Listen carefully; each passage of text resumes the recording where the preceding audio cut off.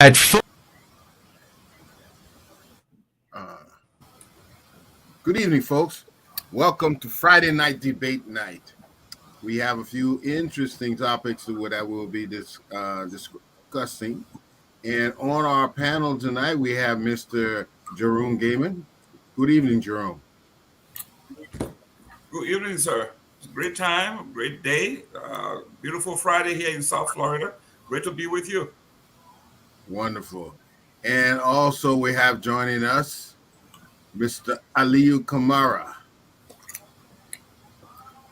I know what I need to. I need to say. Translate for us. Yeah, man, spoke it. Because they, yeah, hello. Good evening. Yeah, but he could be teaching us.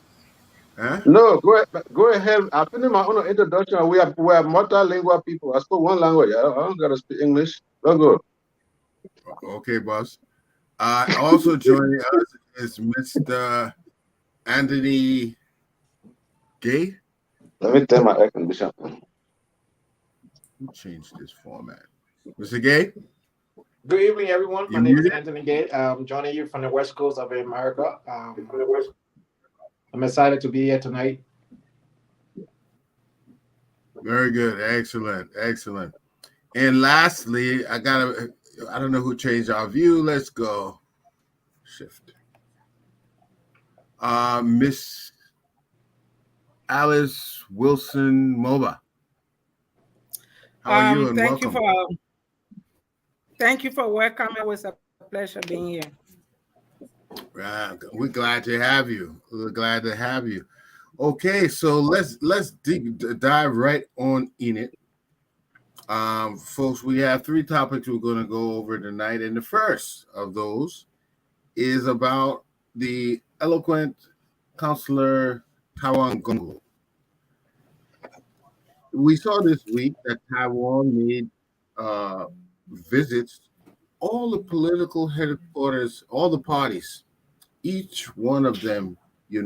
He went there, had a conversation. Let me say, he took his broom there. I guess he swept each one of the headquarters this week. What all you make of it? The significance of such a move? I did, Miss Wilson, if you don't, or Moba, if you don't mind me just asking you first, what do you make of that move by on behalf of the Pullman lawyer, Mr. Gonglo? I think Gonglo's visit is very significant. It shows that being different politically does not mean that we are at war. Because often at times people in Liberia, because they belong to different parties, they always it's some big deal that people are so hateful to each other. People are enemies, kill you in fight. Once you are in different parties, some people don't speak to their families. Sometimes they don't speak to other families because of political differences.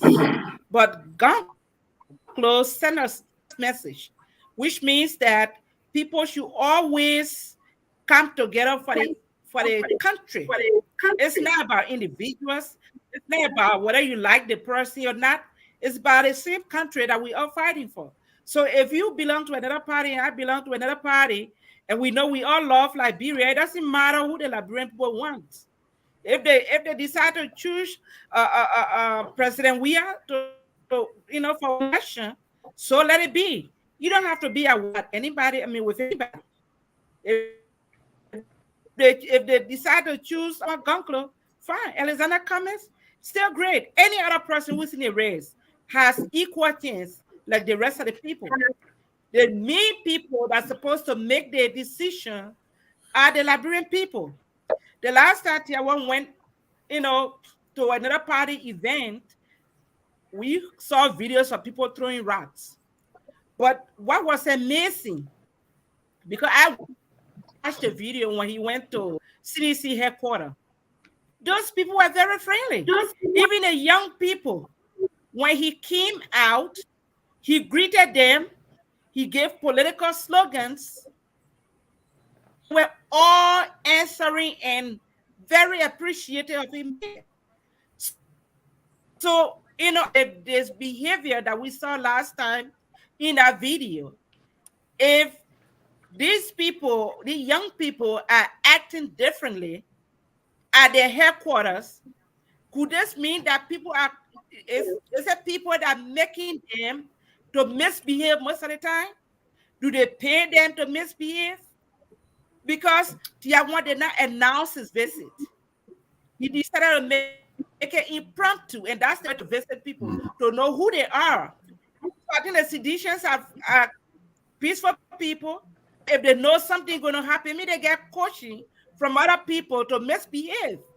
Because that visit shows a different side altogether of the people that everybody think that are very bad. Then he went to other I don't know if it's headquarters. me, but It was the same Miss thing. Wilson, audio is coming and distorted. So Miss you're not getting Miss Wilson? well, so She's freezing in and Audio is out. why coming he's not getting distorted. okay. So other people hearing us fine. Okay. Okay. I will just leave Let's and come back in. Is everybody me? speak a little closer to the mic. Go ahead. Let's see if it will be okay. Okay. So basically what I'm saying is when he did not announce his visit and show up to the CDC headquarters, it was not the same seditions that we see on some videos that are brutalizing people. It's not the same young people that we see on videos that are booing people. They were very friendly.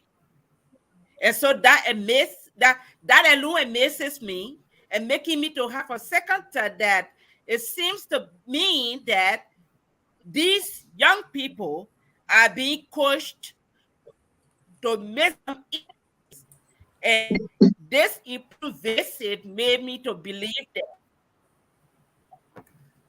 it's a good move. And the message was very, very clear and resonated with a lot of people.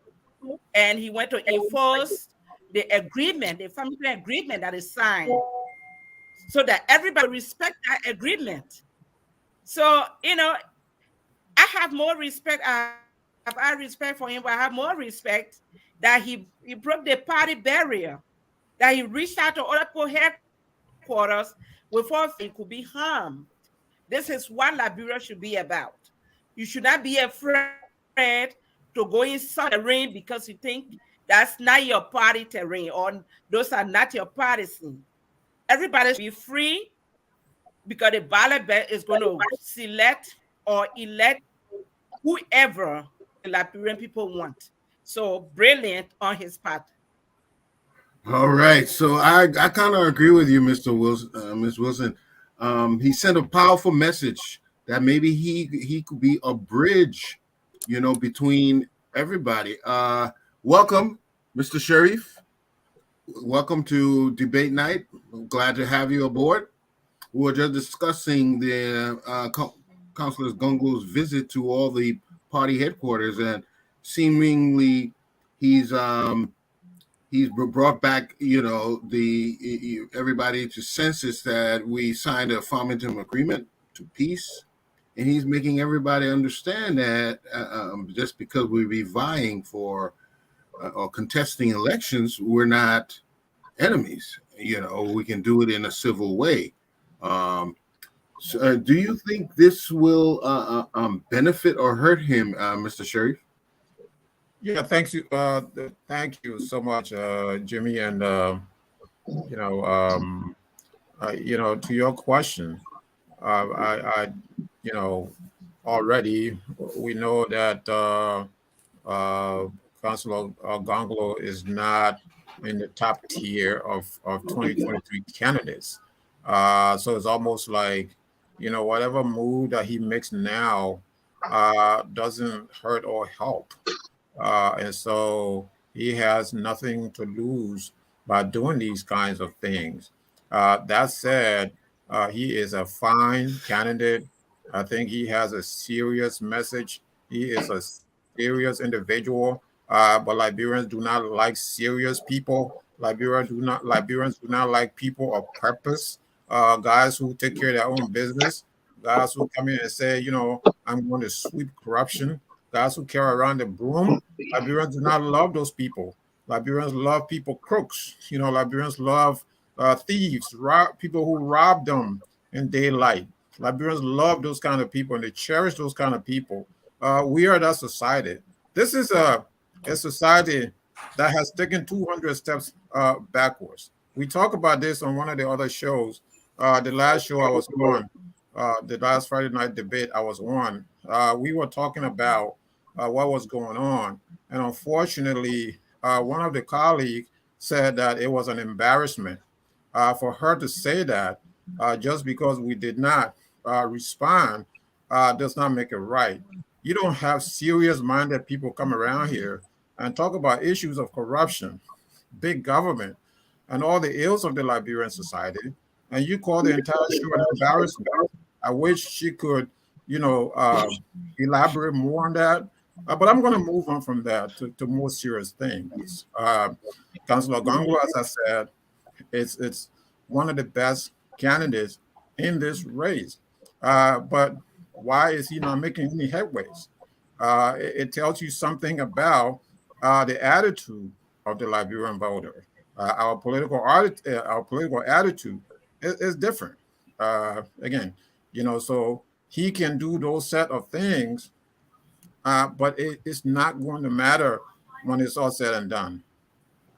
Excellent. So, Mr. Kamara, picking up from where Mr. Sharif just left off, it seems that he seems like a census candidate, but you know, everybody seems to trust and respect him. But why is he not winning in the polls? What's your thing? Yeah. But first of all, a very good question actually, and I really admire the points from the previous speakers, both Sherry and Ms. Mulba. Look, this stuff, Mr. Gonglo, Councillor Gonglo did not prove any of the things that people are speculating or insinuating. What Mr. Gonglo did was a clever political maneuver. Now, how is that?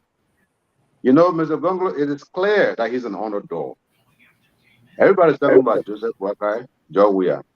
Joseph Boakai, George Weah, and sometimes Cummings. So Gonglo realized, you know what? I have to find strategy in order to draw the attention to me too. I deserve to be a major opponent in this race. How can I do it? Okay, let me try this formula. First of all, he has more coming. That's not the only one. So he did this, and what happened? He has become the talk about. So it was smart. His strategy team, they did a very good job. It's misleading for anyone to think that Gonglo was doing it because he wants peace, he want to show people that this, that. No. He's looking for attention, and he cleverly did it. Why is he not getting the kind of traction? Even though, according to your question, even though he is such a reputable man, even though he's such a responsible and respectable man, but it's simple. People must recognize culture, pattern in every society and the way they do things. In Liberia, would they have this stage-by-stage methodology when it comes to politics? If I know you, Mr. Eastman, and I have been knowing you for 15 years, and at least 60% or 70% of what I consider competent or qualification or credibility you have, that's all I need. If Sherry comes back, say you have a master's degree, Sherry comes with 3 PhD, 10 years later, even though I know you 20 years, I know Sherry only 10 years. Liberians, we will prefer Mr. Eastman because we know Mr. Eastman longer than we know Mr. Sherry. That's how it's been. That's how Charles Taylor won election. That's how Ellen Johnson Sirleaf won election. That's how George Weah won election. And that is why in this election, it's going to be between the two most popular people. That is the society we find ourselves in. Thank you, Mr. Eastman. Okay, picking off from what Mr. Kamala just said, Mr. Gay, he said familiarity is how people cast their votes. So, what do you think? Is what Mr. Gonglo's gesture? Do you think people will sign up for his candidacy? Before I make my comment, first of all, I want to say good evening to Mr. Sharif and also make a clarification that Mr. Councilor Gonglo did not visit all of the political parties. That includes the CPP. Did not visit our headquarters. I just want to let that out. I know people just saying, "Oh, you visited all the headquarters and all of that stuff." And I think because the same message you're preaching, we've been preaching that message long ago before you even came to the scene. You know, good governance and all of the different things. So the circumstances, first of all, I want to commend him for that clever political move. It was very clever. It shows that, yeah, the human rights award that he won, he continued to exhibit that attitude, that he deserved that award, and he continued to exhibit that attitude. However, what is not working for him? Three things that are not working for him. One, yes, he's a reputable courage, great man, you know, Mr. Gay, man of integrity.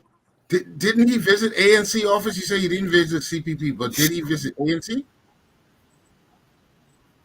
But we don't go as ANC right now. We go as CPP. So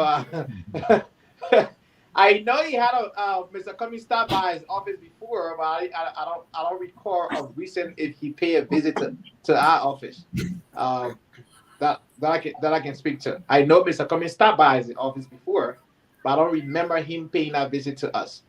If that happened, I can come back in and take full responsibility.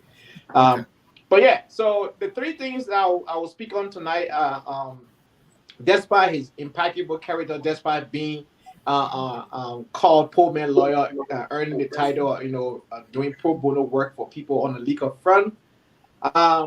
Politics in itself required certain things. He got into the race late. Let's just be honest. He's been living like bro all these years. He got into this race very late. Knowing for I don't know if he knew he wanted to run or why, or sometimes a late, decision he made. But if you wanted to run, he should have started, a bit earlier, 2 or 3 years early, to let people know, because one, he has not been tested politically. He has not been tested politically, and we know how politics works in Liberia. Every person that comes to the political front, with the exception of George Weah, who was already popular in 2005, made a headway. Every other politician that came into the race, going back since we've been, having record on politics, they didn't do so well in the first round. The person who actually did so well in 2017 and got in the race a little late was Mr. Cummings, getting over 100,000+ votes, coming 5th place nationwide, coming 3rd in Monserrado and all the different things. And I think he came 3rd in 5 major counties, right? But the third thing that is not working for Mr. Gonglo is the finance aspect. Campaign is not cheap. You need money. You need money to campaign. We have the George Weah factor that's going to use the country money and spend whatever way we saw that 2020, how Thomas Fala was distributing money in the streets, right? They're not going to joke. They just took $65 million loan in the election year. A few months before the election, $65 million loan. Where do you think most of that money going to go, right? So, CDC going to spend. So if you want to run to be a serious contender, that's part of your resume, that's part of your character, that's part of you being in a vanguard that long. There are certain things as a politician you got to put into place. I'm not comparing America to Liberia, but we saw Barack Obama raising $757 million plus United States dollar to outspend his opponent, because campaign ads are not cheap, right? And the way in which he raised the money was small donors, $25 here, $15. I remember a kid counted $13. from a piggy bank and gave it to Obama, right? So again, that's the challenge he's facing. Now, if Liberia was a country where people voted on just the ideas, just the the substance the candidate is bringing forward on the issues, then there was going to be a very, very tight race between him and Mr. Cummings because, I mean, but because of the way things are, since 2017, Mr. Cummings did not leave Liberia. Even though he lost the election, he went back to the 73 districts, visited all those places, talked to the people, tell them thank you, whether you voted for him or not. He did those things and continue to do it. So that is a challenge that Mr. Gonglo's faced. Great candidate. Another thing again, in politics, sometimes you got to take, it's a calculated risk, but you got to take some risk. He picked a very safe vice president. He tried to be safe, right? You already got in the red lit. He didn't pick a vice president that will spark his campaign. He picked a vice president that is very subtle, right? Being safe, don't want too much drama, don't want too much, back and forth, blah, blah, blah. So you're already in the red lit, and you're bringing a vice president that does not add a spark to your campaign. So, I mean, this vice presidential running mate, not president, I'm sorry. But those are things that you got to calculate. Now, the notion that everyone in Liberia have made up their mind is a myth. Today, voters in Liberia are more informed, have more information today to their hands than voters in 2017. And there are more voters in this particular election or more registered voters. However, if they're going to turn out, but that just speaks to the fact. There are more registered voters in this particular election, more first-time voters as well. And so for someone to get say, oh, the Liberian people are resolved, that's a myth. Don't believe it. Because we've been calling Liberia, most of the people can say, but me, I'm confused. I don't know who to vote for self. But yet, people will not follow anything because we're not on Facebook. We can't afford Facebook. From my background, I can tell you, only 20% of the entire Liberia have access or 2 million subscribers between Orange and Lone Star. 2 million plus subscribers. 20% of that 2 million plus subscribers have access to internet. Only 10% of those 20% is a free information. Only 10% of the 20% that have access to internet can afford to buy data. However, only 5%. Please get all your source here. The source is from LTA. The source is also from Orange. The source is also from Lone Star. Among the two companies, only 2 million plus subscribers across the whole country. Only 20% of that 2 million subscribers have access to internet. Only 10% can afford to buy data. Only 5% stream live content. Okay. So So is 80% that why of the the people have country to put in don't Gonglo? have access to internet. So don't be fooled with all of these things out here. People saying people have made up their mind. It's a myth. Do your research, you will know that only 20% of Liberia has access to internet, and only 10% of that 20% can afford to buy data. Only 5% can stream. The way you must say online tonight, only 5% of them can be able to be online to stream content, because when you're streaming, it burns the data faster than any other thing. We appreciate that. Hey, Mr. Gaiman, the unrepentant sedition. Do you agree? I like that. That make me unrepentant. Do you agree with Mr. Gay? Gonglo is a day late and $1 short. Well, in politics, optic is everything. I have to agree with Mr. Gay. When you are that far behind, this was a political stunt for everybody. You won't find a guy who is in the lead like Mr. Weir, President Weir, or Mr. The former Vice President Wakai, going after someone like going to Gonglo's office. That would be, in politics, we call it punching down. Gonglo is punching up. He has to do that to capture public attention. So yes, he can do that. Because, listen, what we say in American politics, any news is good news. If you can't afford to buy news, you will create your own content. How do you do it? You take those kinds of risks. You go in the lion's den unannounced. You just show up, and could you imagine how disrespectful that would be? That you took your broom and you went to Joseph Walker's office and you said, go to Joey office, you say you're sweeping corruption. You go to Comey's office, you say you shoot everybody's office you go to. So that means they are all corrupt. Well, you're the only person in the country who is not corrupt. It's a political stunt, but it worked for him. We're talking about him, so it worked. But does it give him any edge? Not at all. Listen, the gentleman has been cast in stone. He has been defined. In politics, as Republican, this is what we say. You want to define your opposition before they get to define you. They have defined him or put him in a box. So everything he's doing now is political silliness. It's like a clown show where people will clap for you. Like in Basel, they say, everybody likes to cheer for a stupid child, but they don't want to have that stupid child. They don't want that, oh, their child is crazy, can't dance for me. Oh, come on here and dance for me. But they don't want their children to be crazy.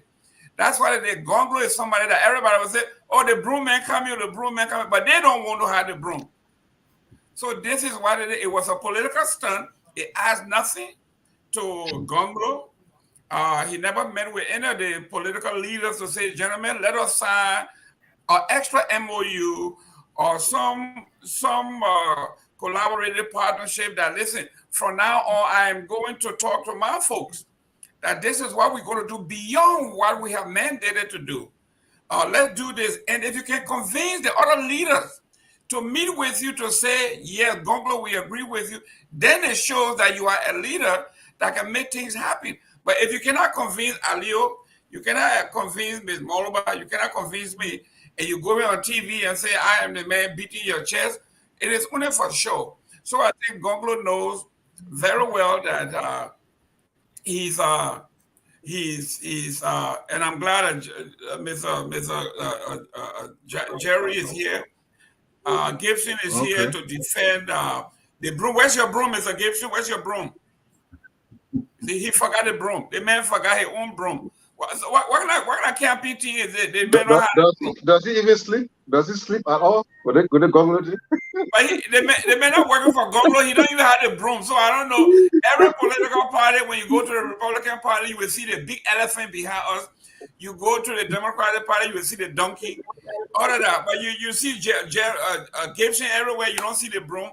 You don't see anything. There you go. So it was a political stunt. It worked for him because we're talking about it. So he stole some of the oxygen out of the room, but will it deliver anything? Will it add to his number? Not at all. Okay, Mr. Drew, glad you joined the panel tonight on Friday Night Debate.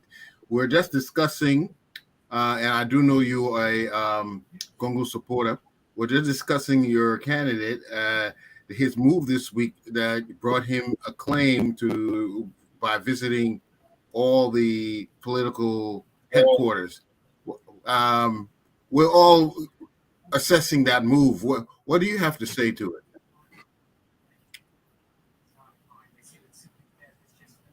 I think you're muted. You're muted.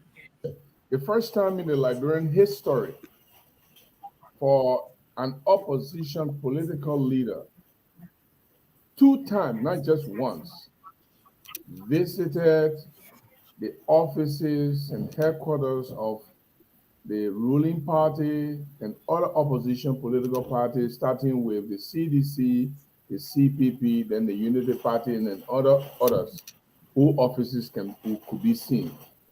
It was a sign of gesture, preaching peace during the election.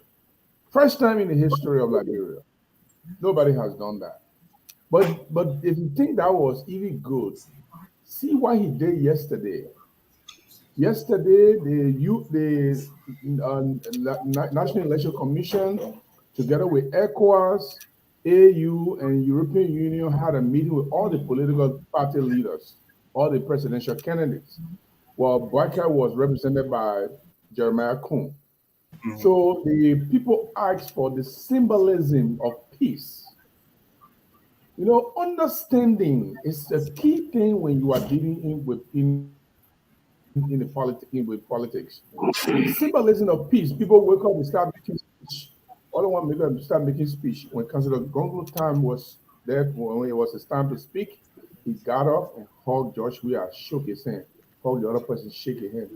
So he said, the reason I did that is because I wanted to be seen by our supporters.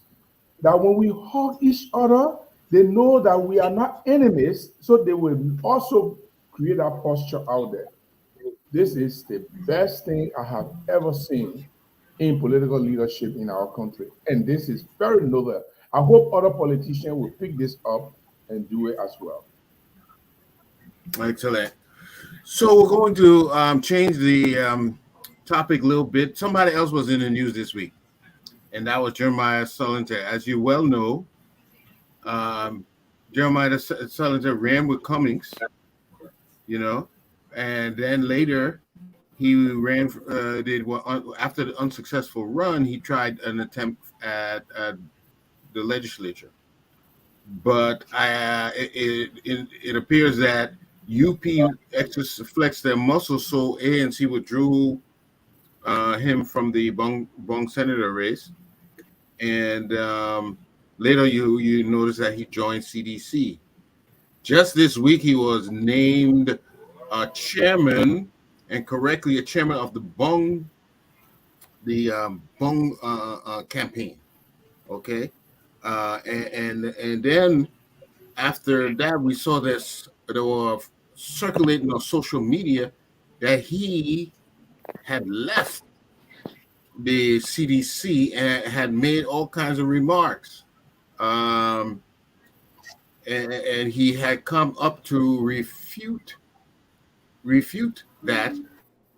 But in your opinion, Mr. Gaiman, why do you think that he was attacked? I mean, weren't there? He claimed maybe hackers and got in his account. But why would they target him?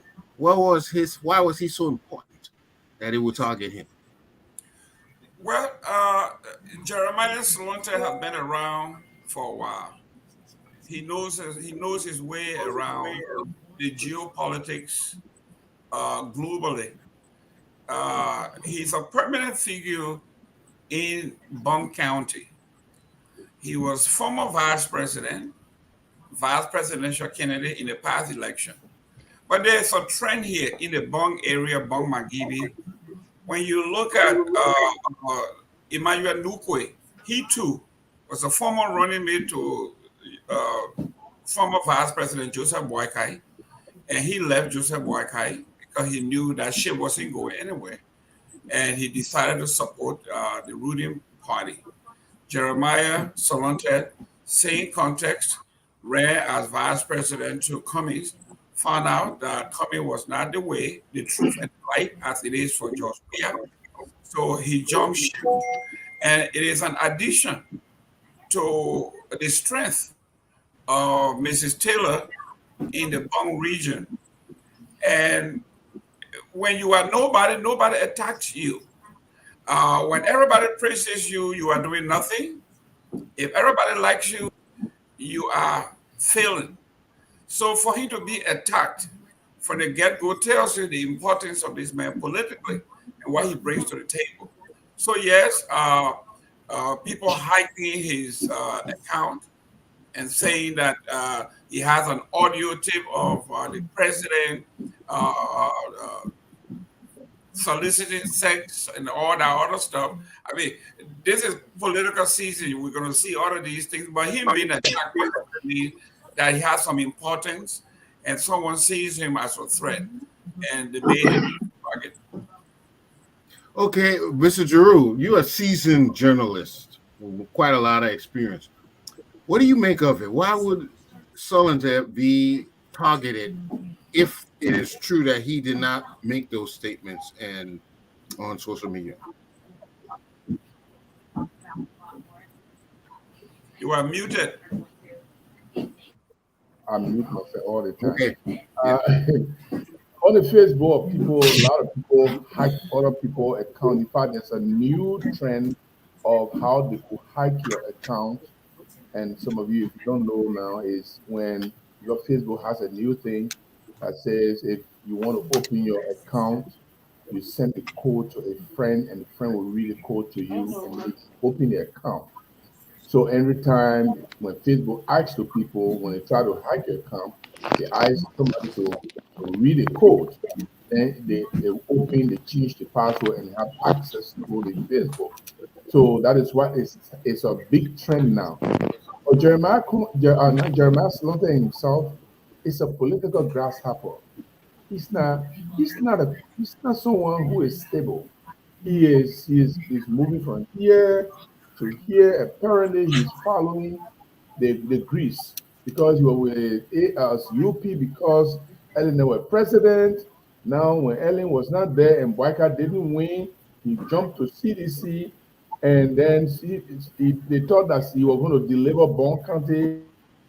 He was unable to deliver Bon County from that Melvin coup and all the kind of stuff. So Jeremiah Sulunteh, to me, he has no impact. He can't benefit. He can't do anything for CDC to benefit in Bon County if CDC cannot benefit through Joy Howard Taylor. I don't see how he's going to benefit or bring any benefit to CDC. He's a political grasshopper. He's jumping here and there. Yeah, but people do something and something. I want to hold this very constant. I don't want to deny the fact that they may have hacked his account, but there are people who write stuff, it backfires, and they try to retract it and blame it on hackers. I've seen a lot of people who do that. Jeremiah Sulunteh could do that. Yes, he will do that to look for favor because that's a very great political strategy. Because when he said that, and then all the sedition and joy, where everybody get concerned. Then when I say, no, they poor hack my system, as a way of presenting himself as a relevant figure in George Weah campaign. I'm making help George Weah. You can deliver Bon County to George Weah. If George Weah will get Bon County, it will be on the account of Joy Howard Taylor and others. But even that, I think Sulunteh is just, it's nobody. His politics is done. His politics is Excellent. done. So, Ms. Mobile, what do you think? Is Jeremiah Sulunteh politically posturing and trying to show his loyalty by, making these statements and then later on denying them? Ms. Mobile? Well, yeah, most of the politicians, they usually do when they are on the other side, they will say things about those that they are not supporting. And then when switch to another side, they have a way of justifying either by saying, it was not them, or the accounts were hacked, or it was just politics. So that could be the case. Again, we can't say maybe truly his account was hacked. We do not know. But the idea of people moving from one party to another, it's kind of troubling, especially people who have served to some higher level, like a vice presidential running meeting election, and then the next election, the people that you were going against, you go and join them again. And then the next time, you on the other side. People are not stable. So that makes me to think that it's not the ideology that they follow. It's kind of difficult for me to really distinguish or to differentiate between political parties because you don't know the ideologies. They don't, everybody seems to be doing the same thing. So it's easy for them to jump from one party to why do you oppose just we? It can't be only for for corruption. So what happened to the rest of the people you join? They got some corruption, some corrupt people or some history of corruption. But it's not a fixed ideology that separates these political parties from one another. And so running from one party to another, I just think they do it just to get, at the end of the day, when the national pie is ready to be divided so that it will have a peace. That's what I think. Excellent. You know, Sharif, Ms. Moma making an excellent point here. People moving from party to party. There doesn't seem to be no ideology being followed. And when we reflect, for instance, how are they picking vice presidential candidates if there's not a ideology or common belief? For I mean, when one guy ran with Ukwe, and later on we don't see them together now. Now he's running with Kuhn. Cummings ran. He ran with Ward. Then later on, right? I'm talking about former Senator Brumskin. He was with Ward. Then at one time he went to Siako, and then later he got with Kanye. This way they're going about selecting their running mates. Is there no common ideology between them, or what do you think they're using to do it? Yeah, so it is a very good question. Um, you talk about running mate, but let's not forget. So look at the standard bearers themselves. For so long in Liberia, what has happened is people affiliate with political parties not based on any any level of ideology, any kind of ideology, I should say. Remember, Mrs. Ellen Johnson Sirleaf was never a member of the Unity Party. I mean, she ran as a senatorial candidate from Montserrat County on the Liberian Action Party ticket, which she won that election, and she correctly pulled out of that fraudulent process election after the results were announced. She refused to take a seat, so she was a member of the Liberia Action Party. I don't know what her political ideology was at the time, but I know that she opposed the military regime at that time, and along with Jackson Abdul, she was affiliated with that political party. So, come the Civil War, fast forward to the Civil War, after the Civil War, electioneering, real democracy is restored again, and she goes back to Liberia, and from what I understand, that she did not, she was not picked by the Liberia Action Party. They had already picked what's his name, not Brumskin. I forgot his name now. I'm drawing a blank here, but Cletus Watterson. Cletus Watterson. Cletus Watterson, correct. So Mr. Watterson had already been picked. Cletus Watterson. So he had already been picked, and then Ellen Johnson found a home in the Unity Party. So there you go. And she brought this level of this winning spirit to the Unity Party. And so I say that, I go back to say all of that, to say that even the top tier, it hasn't been really about party. You can go from Ellen Johnson to Henry Boima Fambule, who was a key member of Moja, and hence the Liberian People's Party should be his home. But around the election of 1997, perhaps in 2005 as well, Henry Boima Fambule, I believe, ran on the ticket of the Reformation Action Party. Is that party even still around? I mean, so guys go around parties not because of ideology. So that's the top tier, right? And Henry Boima Fambule is someone he's beloved by a lot of us, including myself. But that goes to tell you that people don't consider parties when they are making these decisions. So when you come to the vice presidential candidates, they pick when they join these parties, they might be a standard bearer 1 year, and then the party does not win. They get out of the party. I think Alice mentioned, they go and find greener pastures elsewhere. Where is the money right now? George Weah has the money. He has all the money in his pocket. He has the country's resources. So guys are gravitating towards him. Finally, Jimmy, this gentleman we're talking about now, Jeremiah Sulunteh, he's not unique in this situation. You had guys like Eugene Nagbe, who's a grasshopper, who's gone from NPP to UP, NPP to CDC, and from CDC to UP. Now he's back with CDC. So if CDC loses, if UP comes back to office, I think my good friend who was a classmate of mine actually is going to go back to the UP. So that's how these guys are. They don't have ideology. They're really, what they're thinking about. They're thinking about that lining their pockets. Again, I go back to last, 2 weeks ago, the discussion we had.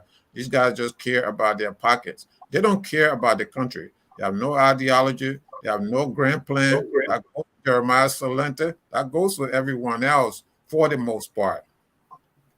Excellent. And let me come to you, Mr. Kamara, because I've heard you say that you support Joseph Walker, but you are not a UP partisan. So for you, is it ideology or is it a person? You're doing great tonight, man. You sit over there not like a host. You look like a presiding officer, Look like some kind of corporate executive. But anyways, look, first of all, you talk about this new guy is something else, You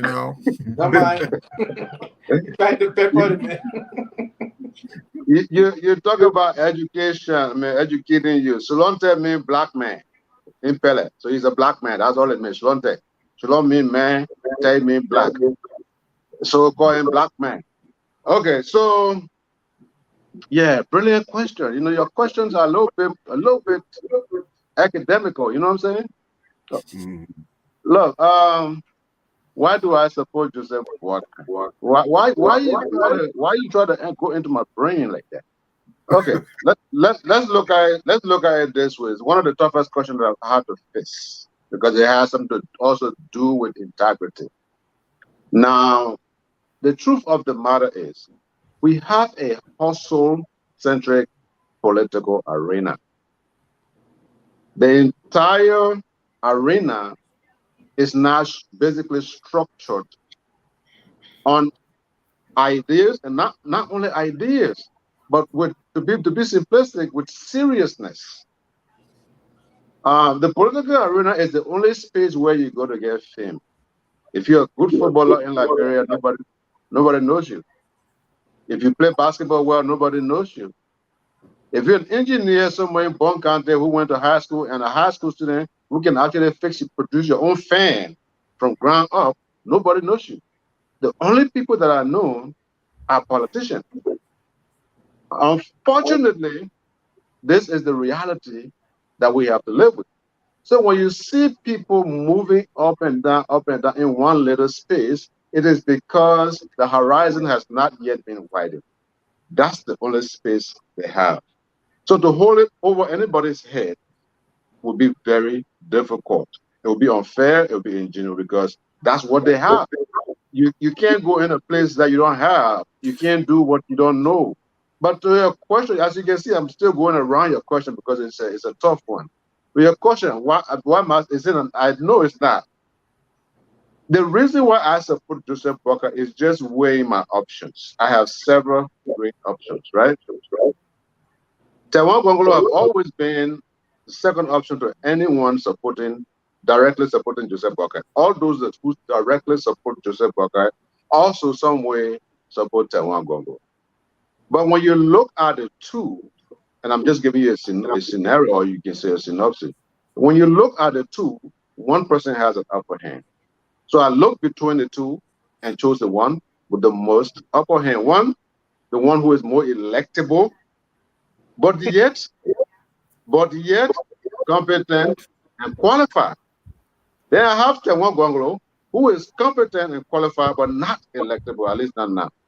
So what do I do? Do I lose or should I win? I'd rather win. So I go with Joe Walker at this point in time because he has what I need and he can also deliver the good. But then again, we have idealistic similarities, Joseph Walker and I. have been knowing the Pops for several years. My uncle used to be at the the Capitol building back in the days when he was a representative for Lofa County. A lot of people know him as Musa Buni, but Honorable Musa Kamara.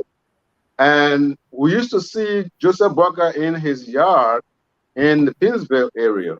Joseph Boakai had been a very humbled man, a very simple man from his childhood. If you know Joseph Boakai when he wasn't all gray, you will love Joseph Boakai to death, I'm telling you. So there is something about him, that aura, that charisma about him, that people just flock to him. Even back in the 80s, people flock to Joseph Boakai. That's who he is. And so these are the kind of people you need around leadership because they're able to uniquely conquer. They're able to uniquely organize. People can listen to them because people not only follow their instruction, but people actually love them. They have that persona.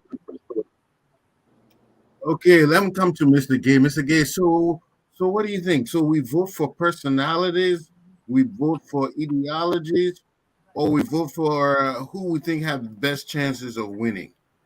Where do you stand on that issue? So before I make a comment, I don't know if we know Joseph Boakai to be a charismatic person. I just want to put that out there. We don't know him to be a charismatic person. I don't think that's part of the personality.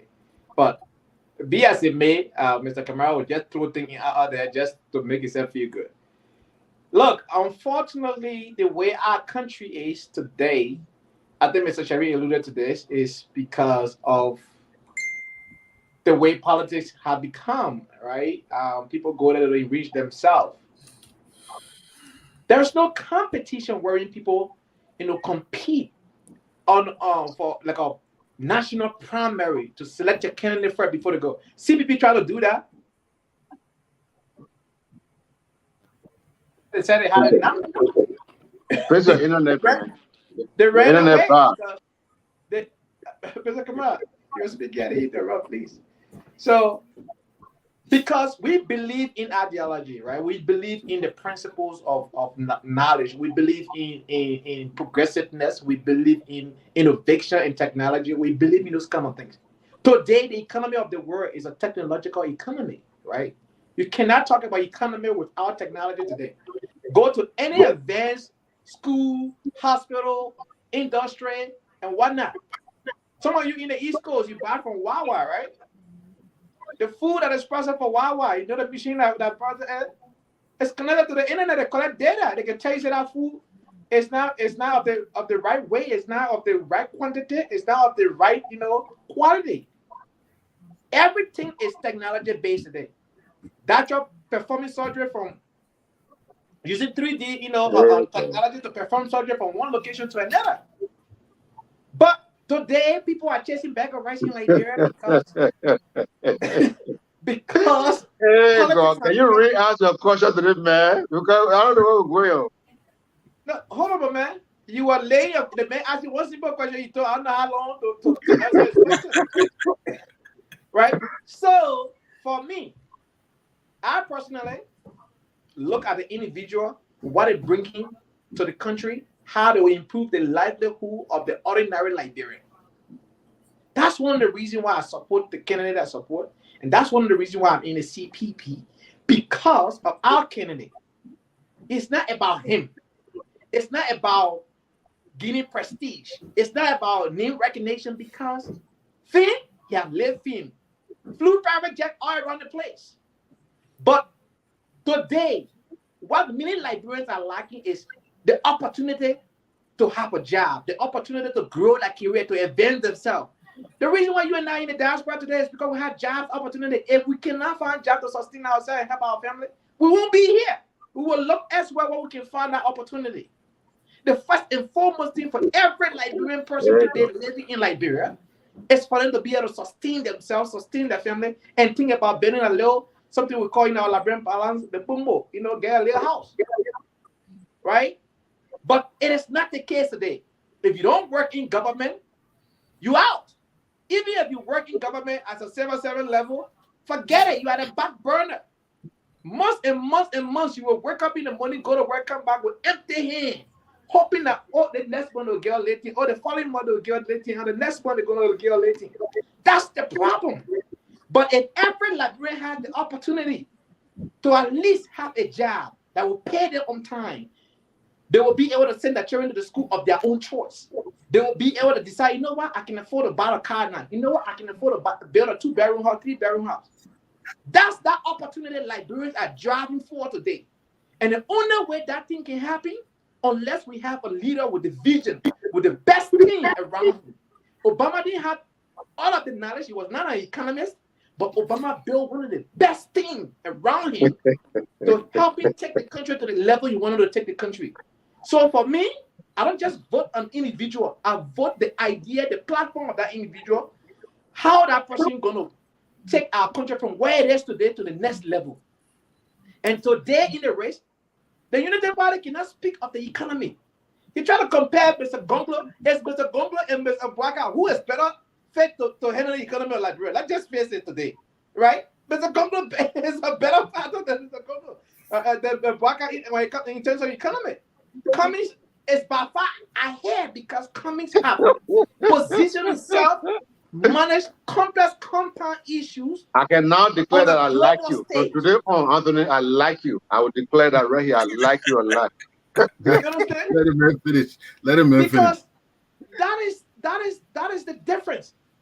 None of them talking about technology today, except for Alexander Benedict Cummings on his platform. We talk about connectivity across the length and breadth of Liberia. That is a job creation. That is an opportunity. Exposing the Liberian youth to the global village, to the global world.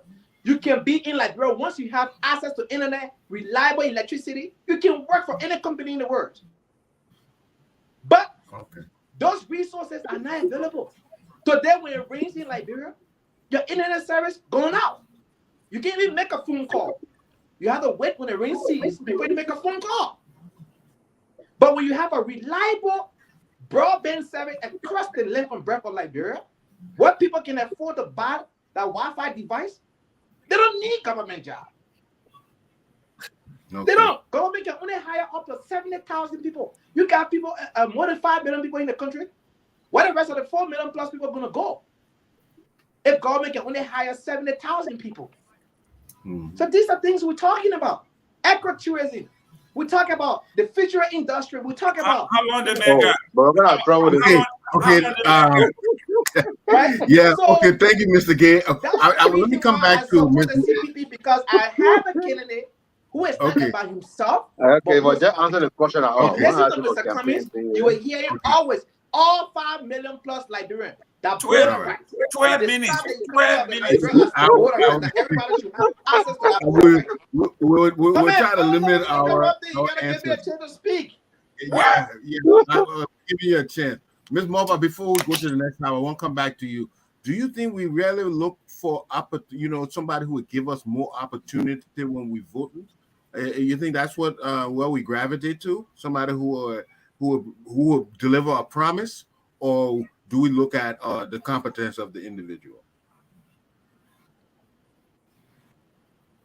Ms. Moba? I think for most people, not talking about myself, people in Liberia, I think they look at individual benefits. They vote for people either because the person has something for them as an individual, or they think the person do something as an individual. Those are things. But I don't think most people vote because they think the person is competent. And then another thing I forgot, they vote as well. So personally, what it gets me and how popular the person is. So the person doesn't give them something. The person has to be popular or likable. So they will run with that. But they are not looking at, specifically what the person can bring to the table. They're not looking at what the person will do for the community. For most, the majority of the people, they're not looking at that. So as family benefits, or even if only them, they will make decisions based on that. Because I've heard people say, well, this person they gave me or they gave my brother scholarship before. So based on that, they're going to vote. So if you can't give them something, they also hold it against you that the person is hit, they're not giving anything, so I'm not going to vote for them. So they get fooled by people with money on them during the election seasons. Maybe some of them have learned now, by now they learned. Back then, this is how most of them gave their votes. So when they already get something from these people and put them into offices, the people are going to pay themselves. They'll be like, well, I bought my vote. I pay for my votes. So I'm not owing anybody during elections time.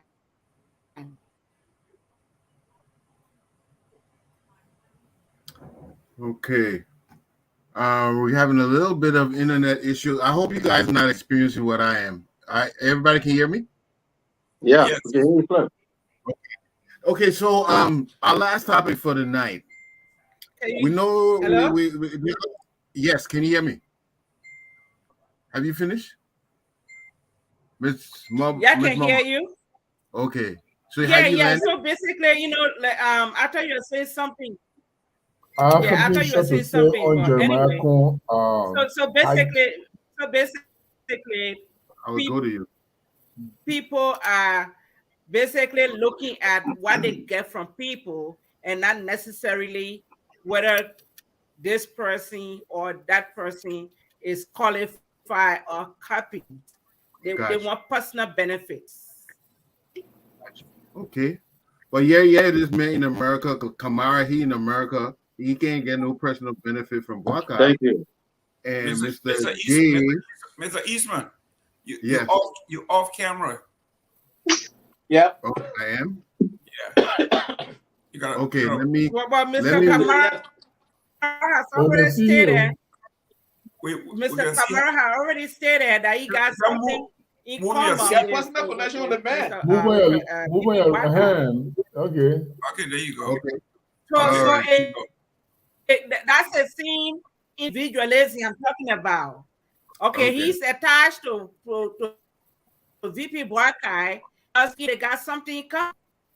But he didn't say publicly whether he thinks Boakai will deliver for majority of the country. But I told you competent and qualified. So maybe that's it. Mr. Drew, you wanted to... If I break everything down like Anthony, I would be talking for 12 minutes, 30 minutes at a time. I didn't talk for 30 minutes. He's exactly right. You just love to interrupt your friends. Okay, let give Mr. Drew. Other people. Two things I let to comment on quickly. One, I don't think Jeremiah Sulunteh account was hacked. I think he still has access to the account. Most of the time when the people hack your account, they change your password. For those of us who live in this area, in the technology area, we know that when even your email, they hack it, they change your password. So why did they change your password? Why does he still have access to the page? What did he do to gain back the page? If he has a beautiful explanation that he hacked them back and got a page from them back, that would be a great explanation. The other thing I wanted to talk about is my man Anthony Gay here said that Cummings talked about technology on his page on the ANC Global. I'm looking here, I don't see it. Maybe I don't know where he's hiding. I see combating corruption. I see creating jobs and revitalizing the economy. I see development of the agriculture sector, building the 21st century Liberia, modelizing healthcare, expanding education, engaging in hearts and minds in the Liberian transformation of the country. Anthony, is there somewhere that you're hiding? I don't see it. Yeah, Mr. Jerry, I was sending you the link. Yeah, because I don't see it. Yeah, like you said, that particular site that you're using was not updated, but yeah, we have another site. Okay. Okay. And the question, if I were to contribute to that question, you see me, I'm Barry CP, a political commentator here. I won't come here and make up something about CP. No, I'm not saying that either. It's not coming from me. I'm not going to say that. To me, to contribute to that, That question came from, it started with Aliyu Kamara, and answer kind of puzzled me a little bit because it looks that these people don't know why they are behind Joseph Boakai. I think I guess I'm so sorry that this is the kind of ideological pursuit that continue to plunge Liberia into electing bad leaders. Oh, I think he can win, so I will go there. It's not an issue of I think the majority can be wrong sometimes. We should be able to follow people who have set example, who have great example, who have you misconstrued me though. I said a lot of things and you only chose one. You gotta mute Mr. Kamara. Okay, when I finish, we'll come back. The part I don't understand. Thank you. Personally, I believe that Joseph Boakai is not the best option for Liberia. He has too many buts that we can look into and know that when we elect him, we're going to have a bad government. In fact, I believe that electing Joseph Boakai and not Gonglo will make the government 5 times more corrupt than why Joshua government is corrupt. Because the people he has around him are the one who will be making the decision and not him. I'll give you one example. At a program here in Delaware, the old man gathered to speak, and George Lobo of nobody, he told, oh, sit down, Papa, sit down. And Papa sat down. This is an example of the kind of president we're going to have. We have a bunch of people who got their own ego to enrich themselves, and they are encircling Boakai. And by the time Boakai take over, he will go to work 12 o'clock and go back on 2 o'clock, and the rest of the day will be managed by Anthony Cassidy and the rest of the people. The second thing that Boakai would never be a good president is, first of all, he is not healthy. In America here, we all live here. The president's health is an issue. We cannot elect somebody just because we want to have state funeral. We can't. Number 3, the man called Prince Johnson a criminal way back. Now Prince Johnson joined him, and Prince Johnson changed the whole politics in Unity Party, bringing Jeremiah Coon. Now they are all kissing up to Prince Johnson because they want Nima County. This is a man of no decision. He promised Nobly Kanga. I will choose you. Only when Prince Johnson came and an alleged $250,000 from Jeremiah Coon, boom, the whole politics changed. He now wants Jeremiah Coon as vice presidential running mate. Number 4, Joseph Boakai has never set an example. He worked for all the government. He never disagreed with government before in his entire life. He always worked for government. He worked for Togo, he worked for Joe, he worked for Charter, he worked for Ellen Johnson Selly. No, he didn't work for Charter, but he worked for Ellen. Okay, whatever. He was at the YMCA when Taylor was president. So whatever is it. He never disagreed with anything in his life. To say, oh, Joseph Boakai spoke against the corruption in government. Oh, Joseph Boakai spoke against the human rights abuse. Oh, Joseph Boakai spoke against the misuse of Liberian so and so. Never. He didn't get no example of it. 4 reasons I just gave you. And the last one I want to tell you. Joseph Boakai will be a tribalist president. I gotta come in. Those who are around Joseph Boakai, ask them question. They will tell you he got tribalists around him. Alari Toba, Anthony Coselli, all of them, that lofa, John Molu, they just cycling in that lofa to do. They just cycling themselves. I am so afraid. If it is popularity, I can't even tell you 2 minutes here, my brother. We'll go back to Anthony.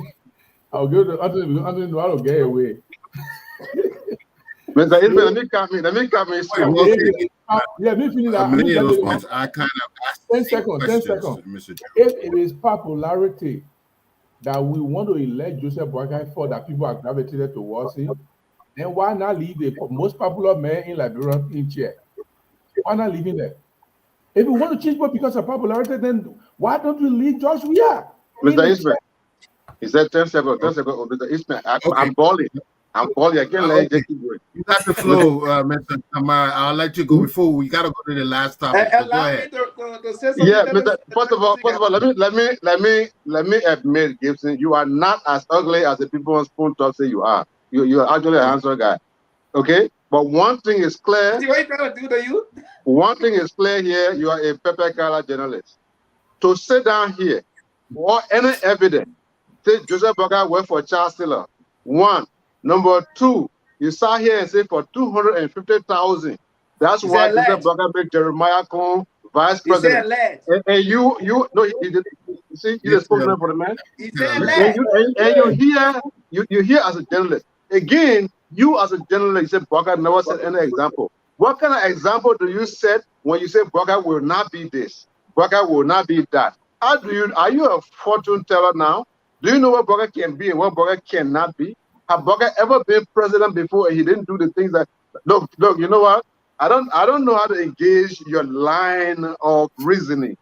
Your line of reasoning beats me. It makes me wonder sometimes how you come up with all of these vague things. You just throw words around, throw accusations around, and how, as a journalist, I know that they got something you guys do called investigative journalism.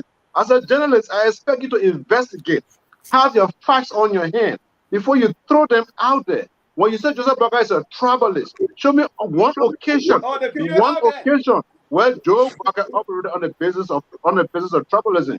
Go to Joseph Boga's record at his office as vice president. He had one president from local county. One.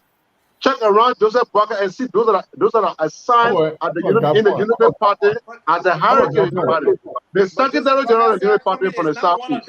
Hold on. The Secretary General of the Unity Party from the Southeast. The chairman of the Unity Party from the Southeast. The spokesman for the campaign is from Cape Mount. Everybody joining the team. Look at the put on the team. Mr. Bani from Maryland. Yombli Kanga from Grand Bassa County. Look around Joseph Boga's entire team that are involved directly in the political affairs of this country. Show me how many Loma people there, how many Madinga people there, how many Bandi people there, how many. Show me how many people associated with the Mende group that are around Joseph Boga in terms of the campaign. I'm not talking about his family. Of course, when it comes to his family, that's his personal business. But look at the setup of the Unity Party. Look at the setup of Joseph Boga's personal office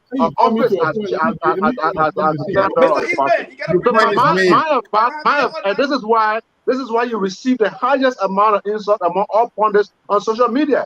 It's because you speak without finding. You speak without finding. You speak like you don't know the issue. I don't understand how Gonglo can help you around him because what's happening is Gonglo is losing popularity because of people like you. Mr. Kamara, I think you made. Let me just respond to the question you raised. Mr. Kamara, Mr. Ismail can't have that on the show. Coming to a point. First of all, we have one host on the show. He sets the rule. Yeah. So that you can do ANC, you'll be all over the place like a man on his show. Let's try to stick to the issues.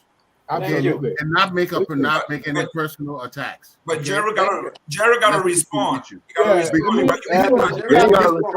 want to calm things down a little bit. We expected it here. We have not even said anything. Let me give a short response to this brother. First of all, my brother, my journalist is not in question. In 2006, 2007, I won the most investigative journalist of the year. That's the problem with Liberia. Number two, I'm not a political candidate. I am not running for office. You can attack me from now to Judgment Day. They're not going to change the trajectory of the conversation. Number three, you said Joseph Boga had done something. Joseph Boga talked from two sides of his mouth all the time. Let me give you an example. Joseph Boga, when he came out, the first thing Ellen came out of the gate, he said, this is the most qualified man that can lead Liberia. At that time, Joseph Boga had not given press interview. Once Joseph Boga started giving press interview, he started calling Ellen, that Ellen did not allow the dump truck that built the house. They were parking the garage, which was a flash in Ellen's face. What does that have to do with speaking from two sides of the mouth? Wait. No. I will tell you. I'm talking the first part. At the first part of the mouth, I'm talking. Number two, he said that we squander our opportunity, which presented Ellen as if Ellen was irresponsible managing the government. Then he appeared on and Costa show. When Costa asked him, why is it that Ellen don't want to support you? He said, I don't have any beef with Ellen. 99% of the advice I gave her, she implemented them. In fact, we used to meet in my living room and we decide national issues. So I don't know. So at one point, Ellen listened to him 99% of the time. At another time, when they said the Ellen government is corrupt, Listening to him and giving him assignment are two different things. No. What I'm saying, you say 99% of the advice you gave Ellen, she implemented. But when they say Ellen government is corrupt, they say, no, that one are not there. When they say Ellen government made When was the last time he said everyone that? made that decision. The man said we. He said we No, squandered opportunity. Come on. Let's move on. Let's move on. Man, come on. Jerome, you wanted to come in quickly? Wow, what kind of laughing game better than this? This is a serious political I think laughing. Mr. Sherry go before me. Mr. Sherry, go ahead. I yield. We got another topic to discuss, gentlemen. Yeah, man, come here with Joseph Burger. Everywhere you go, Joseph Burger. Joseph Burger been amazing. What? I will allow everybody in their closing comment to make a last comment. But let's go on to the last topic for now, okay? Just the other day, we saw Varfley Dolley was deported from here. He was accused of being a war crime or a warlord, and he was seized at the Canadian border and deported to Liberia. This happened in June, but it was only reported a couple of days ago, made to known to the public. And Varfley Dolley, we've seen a kind of trend going here, and I want you to comment on it. We noticed that Aliou Kosia in Switzerland, he was also one of those brought to trial, brought to justice, and he happened to be a Mandingo. We noticed also Kunti Kamara in France was also one of those that were brought to trial for atrocities committed in the war, and he too was a Mandingo. We also noticed Mohammed Jabate, who was in Philadelphia here. He was brought to trial and investigated, and he is also a Mandingo. Is there a trend here that why aren't they bringing the other warlords to justice? What is there? Do you guys believe that there is a bias here, or it's just a coincidence that these people were for Ulimoke or wherever they were? You want me to answer that? Wait a minute. I'm going to go one at a time. Okay. What do you think? I'm going to go to Jerome. Jerome, what do you think about it? Thank you very much. I don't think it's a bias. I know some of the people you are talking about, like Varfley Dolley, I know him very well. I don't know. To be honest with you guys, I'm going to be very honest here. I don't know how Varfley Dolley got into the killing business. Varfley Dolley is a student of the University of Liberia. Before the war, when the war came, he was a senior student at the University of Liberia. When he came, when Cllr hit Monrovia, he associated with them, and they appointed him as member of the Transitional Legislative Assembly. I and Sidiki Trawale, we covered Cllr very extensively when I was a reporter of the Inquirer newspaper. Not a single day I saw gun with Varfley Dolley. I swear to God, I'm not going to lie on him. Never saw him fighting. I never saw gun with him. He was always in the legislature. In fact, he was the one that led the struggle for the legislature, the transitional legislature, to have an imam to pray in the legislature. The people who said that he fought war and he committed war crimes, they have something I never saw in my entire life with Varfley Dolley. I know him personally. But here's the thing. George Bulley also was convicted of war crimes for his LPC. So, but the most Mandingos have been convicted. Kosia from you talk about Kosia, you talk about Conti Kamara. They are all convicted from Switzerland. Switzerland. Yeah. About three of them that we know. There's another guy that was convicted in Philadelphia. This guy, Vamia Sharif. Is it Vamia Sharif? I think Vamia Sharif. So there are a lot of Mandingo people that have been convicted. But here is what I think, and I may be wrong. I may be wrong. I think there are more people in the Liberian community that are snitching on these Mandingo boys more than the very Liberian other tribes who fought war, that some of all we know that are still here, that also committed a lot of murder. People are not snitching on them. Why is only the Mandingo boys that they are picking up and convicting and putting to jail? It's becoming a concern. It's like people are trying to conspire against them. There are a lot of other tribes, men, that we know that are staying in America here, that we don't want to call names. I can sit there and name 3 people that were very notorious in Liberia, but they are living in America here, and they're living fine life. But nobody is talking about that. And how come the Mandingo boys are the ones they are continuously arresting and for convicting because Liberians or whoever knew them are telling the security people or the countries they live in that these people committed crime. Okay, thank you, Mr. Gaiman. You think that if justice is being done, if there's a bias here, are we serving justice? Will this not backfire on us?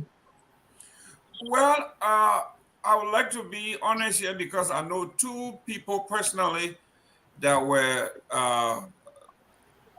ensnared in this investigation. One is my late uncle Tom Wowoyu. He was also ensnared in this and persecuted. Unfortunately, he died before he could go to court. And then we saw our friend, the representative from Grand Julia County, what the gentleman's name? George Bully, got ensnared in that, and he spent 4 years in jail, and then after he did his time, he was deported. So it just to me it just happens that we had a concentration of a particular group of folks in a particular time and space. Because if you look at the Bassa Belt, those Bassa boys and girls that were involved in the war, and a lot of them were, but I would say 99% of them are still in Liberia. They didn't come here like the Diner Chair, the Jote, and all of those folks. Some passed, but they stay in Liberia. Tom Wowoyu and a few of those guys were here. Now, when you look at the Grangidians, most of them that took part in the war, they are in Liberia. They are not here. And when you look at the other folks, now, when you look at the financiers of the war, now, this is where I think the discrimination comes in. The financiers of the war, this is their base, the ACDL, this is their base. And nobody is talking about who these people are. They are going after the petty guys, the guys who are toting rifle here and there. But those who are raising the millions, those who are saying, destroy the mansion, we'll build it back in 30 days. Level Monrovia, we will rebuild it. Those people that were going, I think if you listen, I have the write-up here from Tom Wowoyu listing the formation of ACDL, the funding, the capital funding, the raising from Monrovia, from Newark, New Jersey, East Orange, New Jersey, to New Rochelle, New York, to Washington, D.C., to Paris, to France, back to the Ivory Coast, back here. We talk about millions of dollars, and I could name all of them. None of these people names have been mentioned. None whatsoever, including Ellie Johnson, Salif, the Todman, the Tolbers, you name it. I can just go on, including some people said the Alice Cummings himself. Okay, these are people who contributed to the war financially. Nobody is saying anything to these folks, but these little guys who were basically, it's like the drug kingpin in this country. You lead the drug kingpin, go down the street, and you catch the guy who is selling. Yeah, but let me come in quickly, Mr. Gaiman. We're talking about committing atrocities, war crimes, financing a war, and committing you put those on the same level. Oh, in fact, the financial they are even worse. The guy at a lower level will not have access to guns. You saw the report that the amount of drugs that were introduced in Liberia during the Charles Taylor term, what they call the child soldier, those little boys, You heard the report. The UN said they were giving these kids these drugs, telling them that when you take this drug, bullet can't kill you. You are brave. You can't do this. You can't do that. These are the things we are talking about. These people, the mastermind behind this is why in our Bassa tradition, the greatest crime that anybody can commit in the Bassa tradition is conspiracy. To conspire when you're set together and conspire to do something against a group of people or somebody, it carries more weight than somebody who kills somebody one-on-one. So these people sat here, they plan to kill me. They knew because Mr. Swing, the Honor Secretary of State for African Affairs, told them, if Liberia goes through this war drum you are beating, Liberia is going to retrogress minimum 50 years. And he used the word unintended consequences of war. And today, those of us who are historians or lovers of history, we are repeating, hearing these guys say these things while people were saying, Ganke, burn down the city. So those that pay for this war, those that sponsor the war, they are the few. These are the folks that we should be going after, not those little people. Yes, Mr. Sharif. Yeah, Mr. Sheriff, I want to come to you. Mr. Gamer is saying that they're going after the foot soldiers, but where I was going with this, I'm seeing they're targeting more of a group and not everybody. And Mr. Giroux gave a possible explanation for that. What are your take on this thing? Yeah, so historically, Mandingos in Liberia have been the object of discrimination. That is the fact. So for so long, Mandingos have been set aside as a people who cannot enjoy the freedom and liberties that should be available to all citizens of the Liberian nation state. We understand that. We know that. And it has been going on for a very long time. So what you see now is an extension of what have occurred in time. So this is something that has happened again, as I said, for a long time. The war itself that Charles Taylor brought to Liberia, that is not, it was not by accident that the war was conducted in the way it was. Taylor said that he came to overthrow Mr. Samuel Doe. Well, Mr. Doe was sitting in Monrovia. So Taylor started his war in Butuo, on the morning of December 24th, 1989. And the very first victims were Muslim Mandingo people. And then they move on from there to Complay. The victims were Mandingo children, men, women, who were burning their homes, children who were thrown in wells over there in Complay. They went on to places like Kakata, places like Bakadu. When the people of Bakadu, the peaceful citizens of Bakadu, welcomed them and said, you are our children. We don't want any harm. We are peaceful citizens.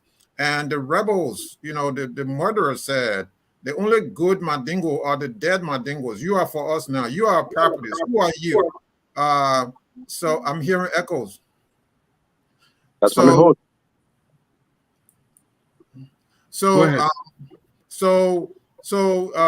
The rebels told them that you are all dead people now, and those people were killed. From the information we got, over 300 people were murdered that day in the town of Bakadu. Nobody is talking about that now. Everybody is talking about, what happened at the church, what happened in such and such place. Nobody is talking about the Mandingo genocide, the mission that Charles Taylor launched, and it was really purposeful. Charles Taylor, his collaborators, Thomas Weweyu, and all of the other collaborators with Charles Taylor, and all the financiers with Charles Taylor. This mission was deliberate. So Charles Taylor took, he channeled the legitimate grievances of the Liberian people against Samuel Doe, against a particular group of people. And so he goes to Nimba County, the disaffected Guios and Manos in Nimba County, who was very disaffected, because of those oppressive regime against certain ethnic groups of Nimba County. So Charles Taylor used those legitimate grievances of the people of Nimba County to turn that around against Mandingo and Crown people. Let's not forget, there were Crown people also who were victimized. A lot of Crown people were senselessly murdered. So today, some of those Crown people are being chased around as well, just like the Mandingos are. So who is the Mano or Gio person that you see now that's being incarcerated for this? You got him. You got human rights people going around, the so-called human rights people going around looking for him. Persecuting these two tribes, these two ethnic groups, the Mandingos and Crowns. But we're not talking about American Liberian people. We're not talking about the Mans and the Downs or the Manos and the Guilds. They're not talking about that. What they're talking about now, this is part of the new genocide. This is the campaign that has been going on where Mandingos and Crowns are being re-victimized. This is victimizing the victims of that brutal war. It continues, it goes on. So we are being persecuted, and your question is in place, and it's going to go on for a long time. When I had to leave Liberia, we fled, and it was only by the grace of the Almighty Allah that some of us were saved. I remember I was at a place near Weswa, not Weswa Kumba and Vahon. There was a company out there called the ULC, and I was in that camp. And when the rebels came near, the rebels advised the owner of the company that if there were Mandingos there, if they are dead, that they're going to come in a few days. In 2 days, that they were going to storm that place, and so that if there were Crowns and Mandingos, that they were dead. And so, they evacuated us to Sierra Leone. And so, by the grace of Allah Almighty, we were saved because of the fact that the Lebanese owner of that company went quickly out to the rebels where they were. He knew their hideouts, and he asked them, I have my company. And what can I do now? They said the only thing you can do, evacuate my Mandingos because they'll be dead. We went to Guinea. We went to Sierra Leone. What did Charles Taylor do? He followed us there. He came to Guinea, he killed Mandingos. He went to Sierra Leone, killed Mandingos. And so today, you mentioned Mohammed Jabata, you mentioned Kwisha and all these guys.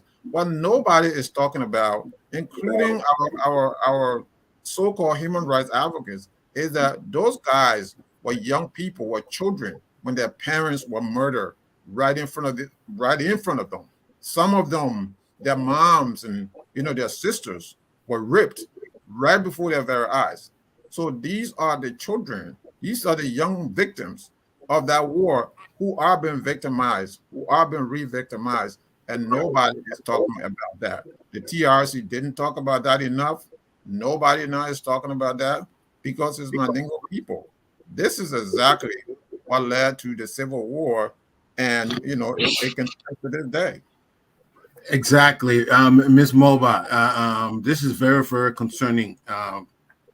We saw people being harmed, innocent people being harmed. We saw it happen in Nimba when they raided Nimba raid, killing innocent Manos and Guios who were just sitting there in their houses, had nothing to do with war, nothing to do with power. We saw the retaliation when Charles K. Crown people being targeted because of the affiliation with Doe, where some of them didn't enjoy anything of the government at all. They lived in the village. They had nothing to do with the men. But why Mandingo people? We saw them running out of Monrovia when they heard. I mean, it was genuine fear. why is this happening? Why do we target, innocent people? What's your take on this thing? Well, I'll go a step back because during the war, I was in Monrovia when the war started. And one of the things I heard was in Neva County, when the rebels were in Butuo, there was this Madingo man. I think he had some position, or I can't remember, but he took the information to President Doe that there were rebels hiding out in Nima County.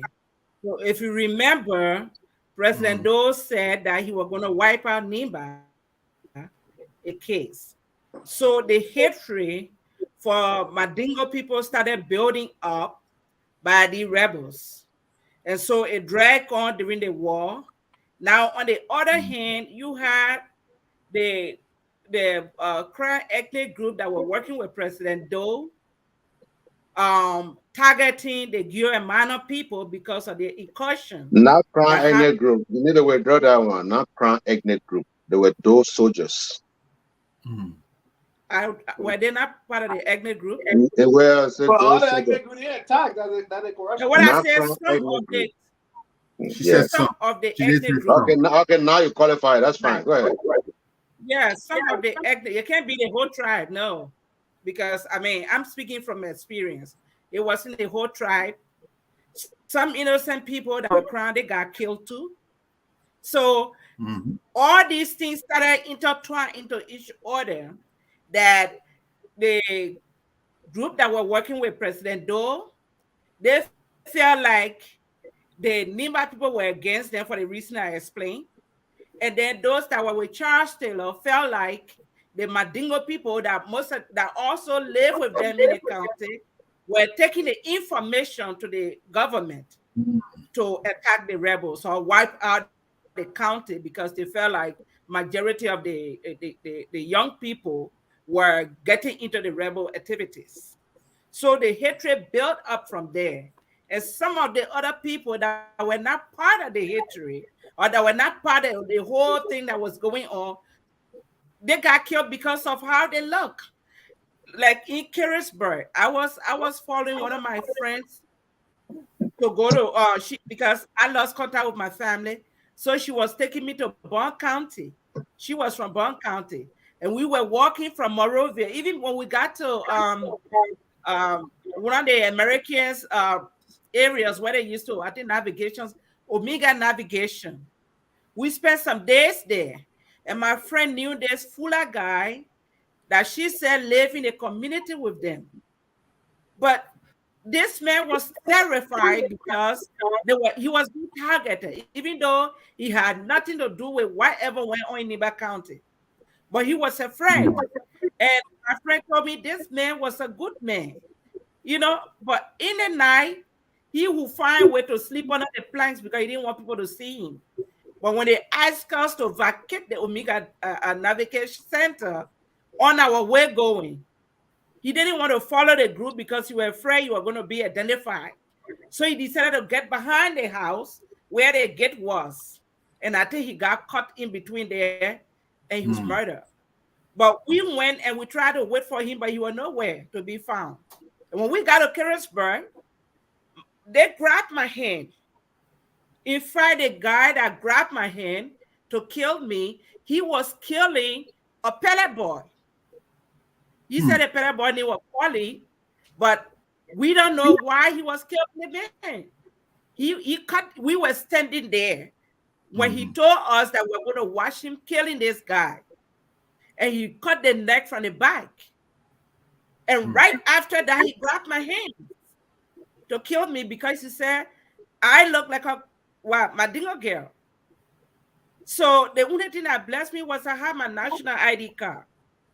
Otherwise, I would have been dead just by looking at me. And the next person that was coming was a black man. I think it was Loma. And he grabbed that Loma guy. He never had identification. So I don't know whether he got killed or not. So back to Monrovia, 1996, you had a whole bunch of Mandingo guys holding guns, drunk, came to our area and told everybody to get out, crossing over the old bridge. They took all $750 US that I had. They took that, they took my rice, and they took basically everything.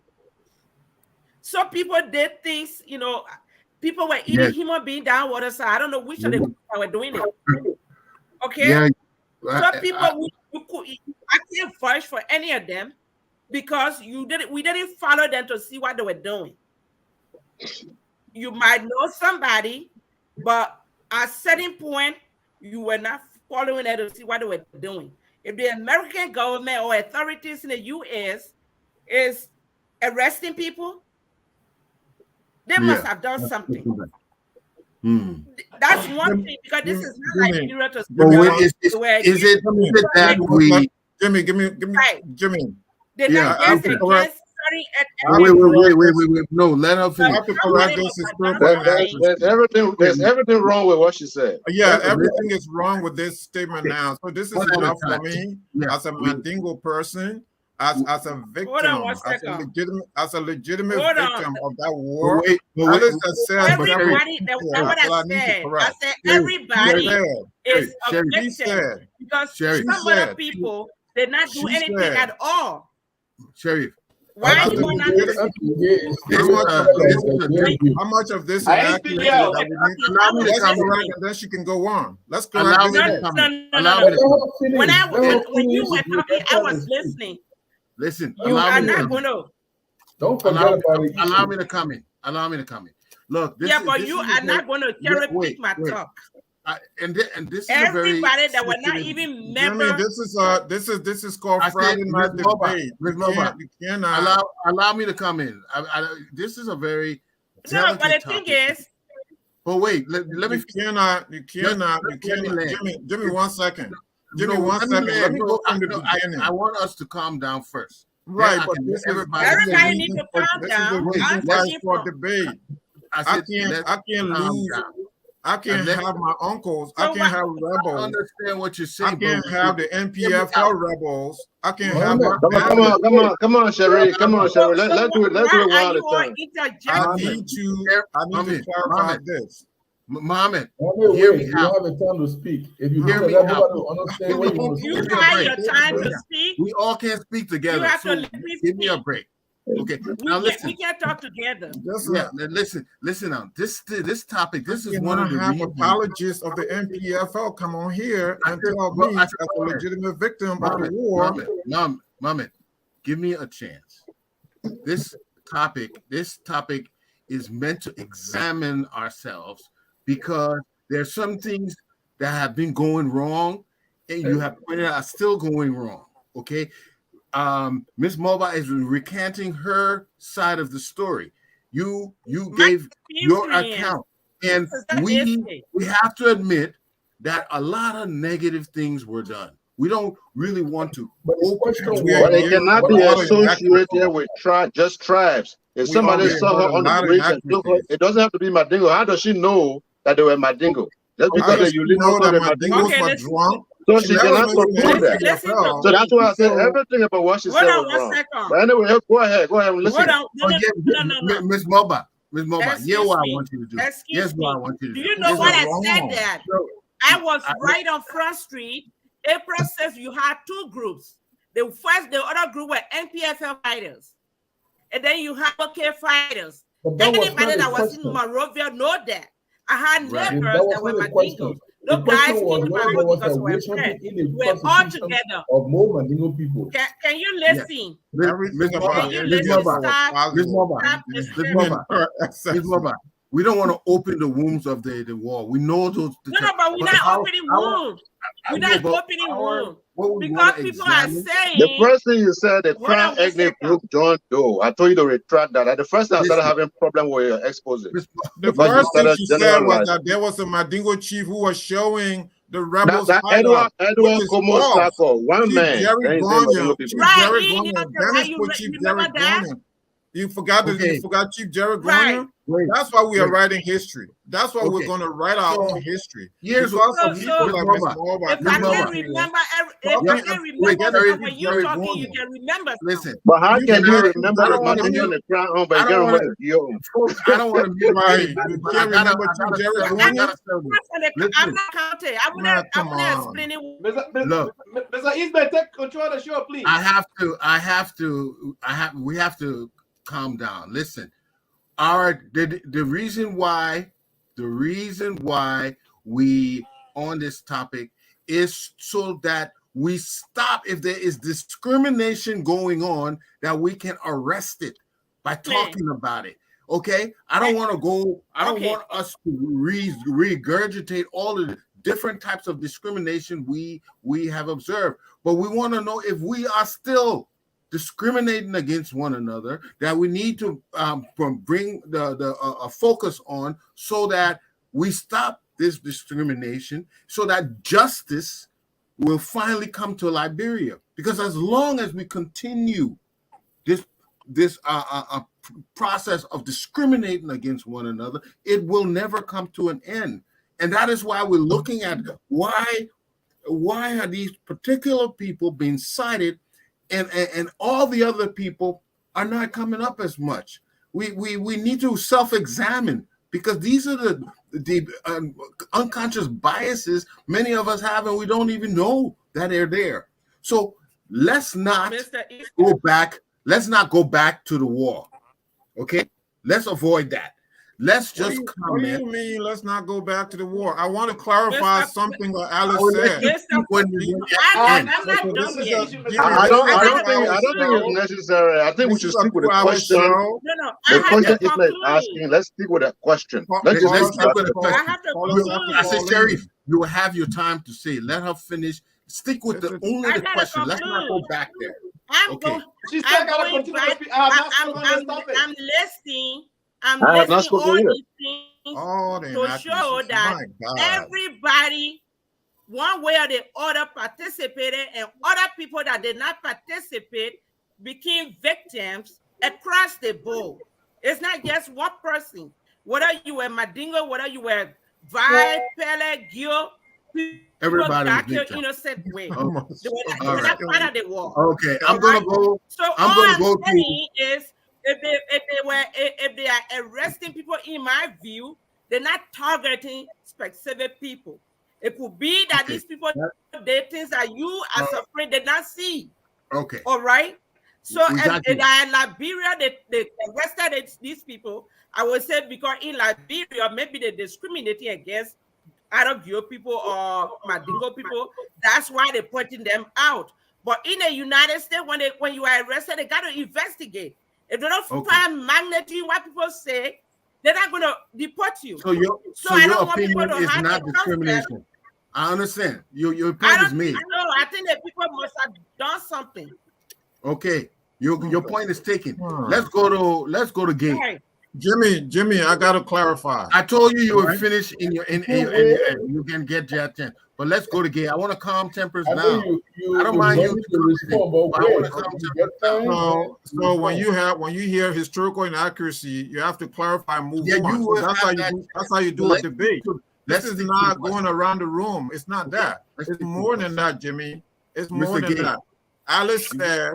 Alice said that there was a Mandingo chief who pointed out the rebels, which is false.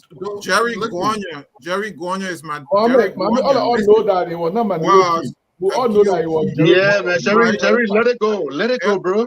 Let it go. I said that what I heard. Edward Komosako was Mandingo. Edward Komosako was Mandingo, Minister of Internal Affairs, who told Samuel Doe that, Mr. President, the people you're talking about, they're not really against you, Mr. President. There's no rebels. He was Mandingo. He tried to save those people. He told Mr. Doe. He misled Mr. Doe, by the way. That was a Mandingo man. But Alice is not talking about that. She's very misinformed, either misinformed or choosing, cherry-picking things. No, she's not misinformed, deliberate. But let's go to Gay. Let's go to Gay. Okay, your point is taken. Your point is taken. Please. Your point is taken. Let's go, Mr. Gay. Let's try to address the question. Let's not go back to what none of us had control over. But let's go back to the question. Oh, do you think there's a bias here? What a misinformation. Okay. Do you think there's a bias? So before I comment on that, I want to debunk what Mr. Gilman said, right? That Mr. Cummings supposedly supports the war in Liberia. Listen, man, I cannot sit here for you to do that, right? I've been very quiet because, I too was a victim of this war, but I'm not going to go that path right now. There's a reason why some of us frown on the tribalistic behavior that have resurfaced recent time in this electoral process. Do I believe that some of these people that have been, apprehended and deported have been targeted? I don't have any evidence to that. It is just, in my opinion, coincidental because George Boley today, who is serving as a representative, were also apprehended here. Tom Woyoyu the late were also apprehended here. It was not Mandingo. What or not it is, they have been targeted or people are snitching on them. I don't know, but I know for Mr. Boley or Representative Boley, he has a different reason why he was apprehended.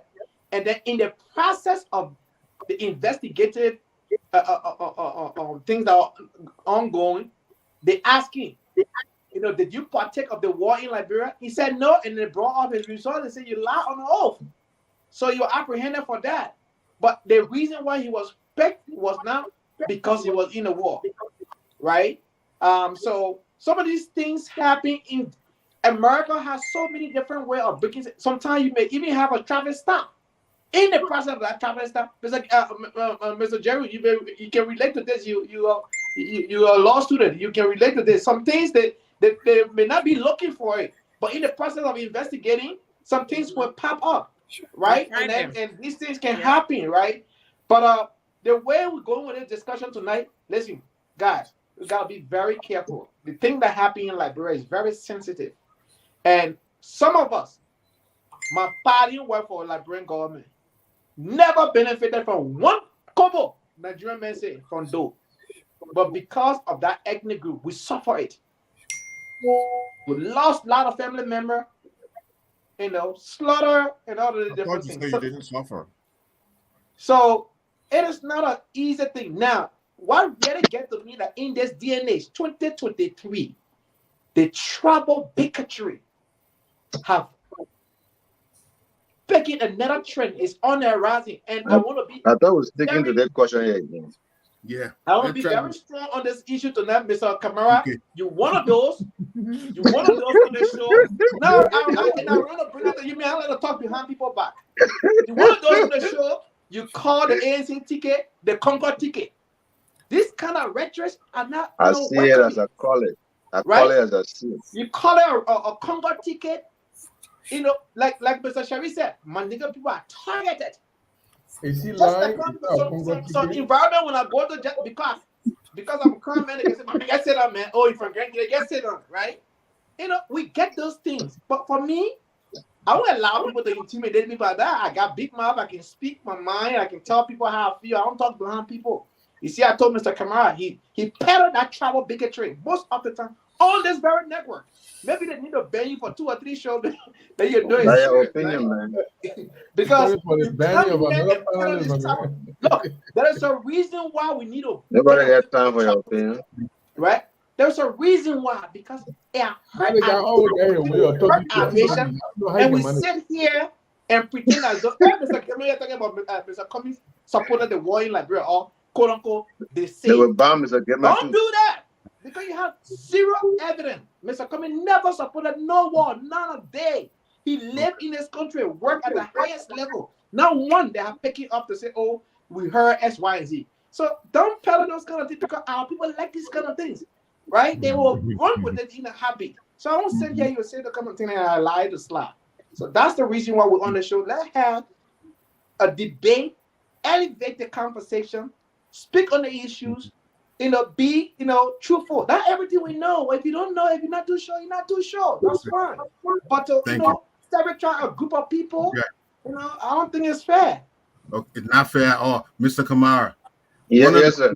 One of the reasons why they say we're having difficulty in resuscitating ourselves, reviving our momentum that we once had, is because we're hypocrites. We're not sincere. We praise a person one day, and the next day when they join the other side, then all of a sudden they become a criminal. What do you think about these recent arrests and stuff that we are observing? Are we hypocrites? First of all, let me just say that I wouldn't just say hypocrite, because there's a wide range of things to look at here. And let me just say, by the way, tribalism is not a bad thing. It's what you do with tribalism that is bad. Okay, I am a tribalist, and the reason I'm a tribalist is because I am proud of my tribe. Tribalism is not necessarily bad.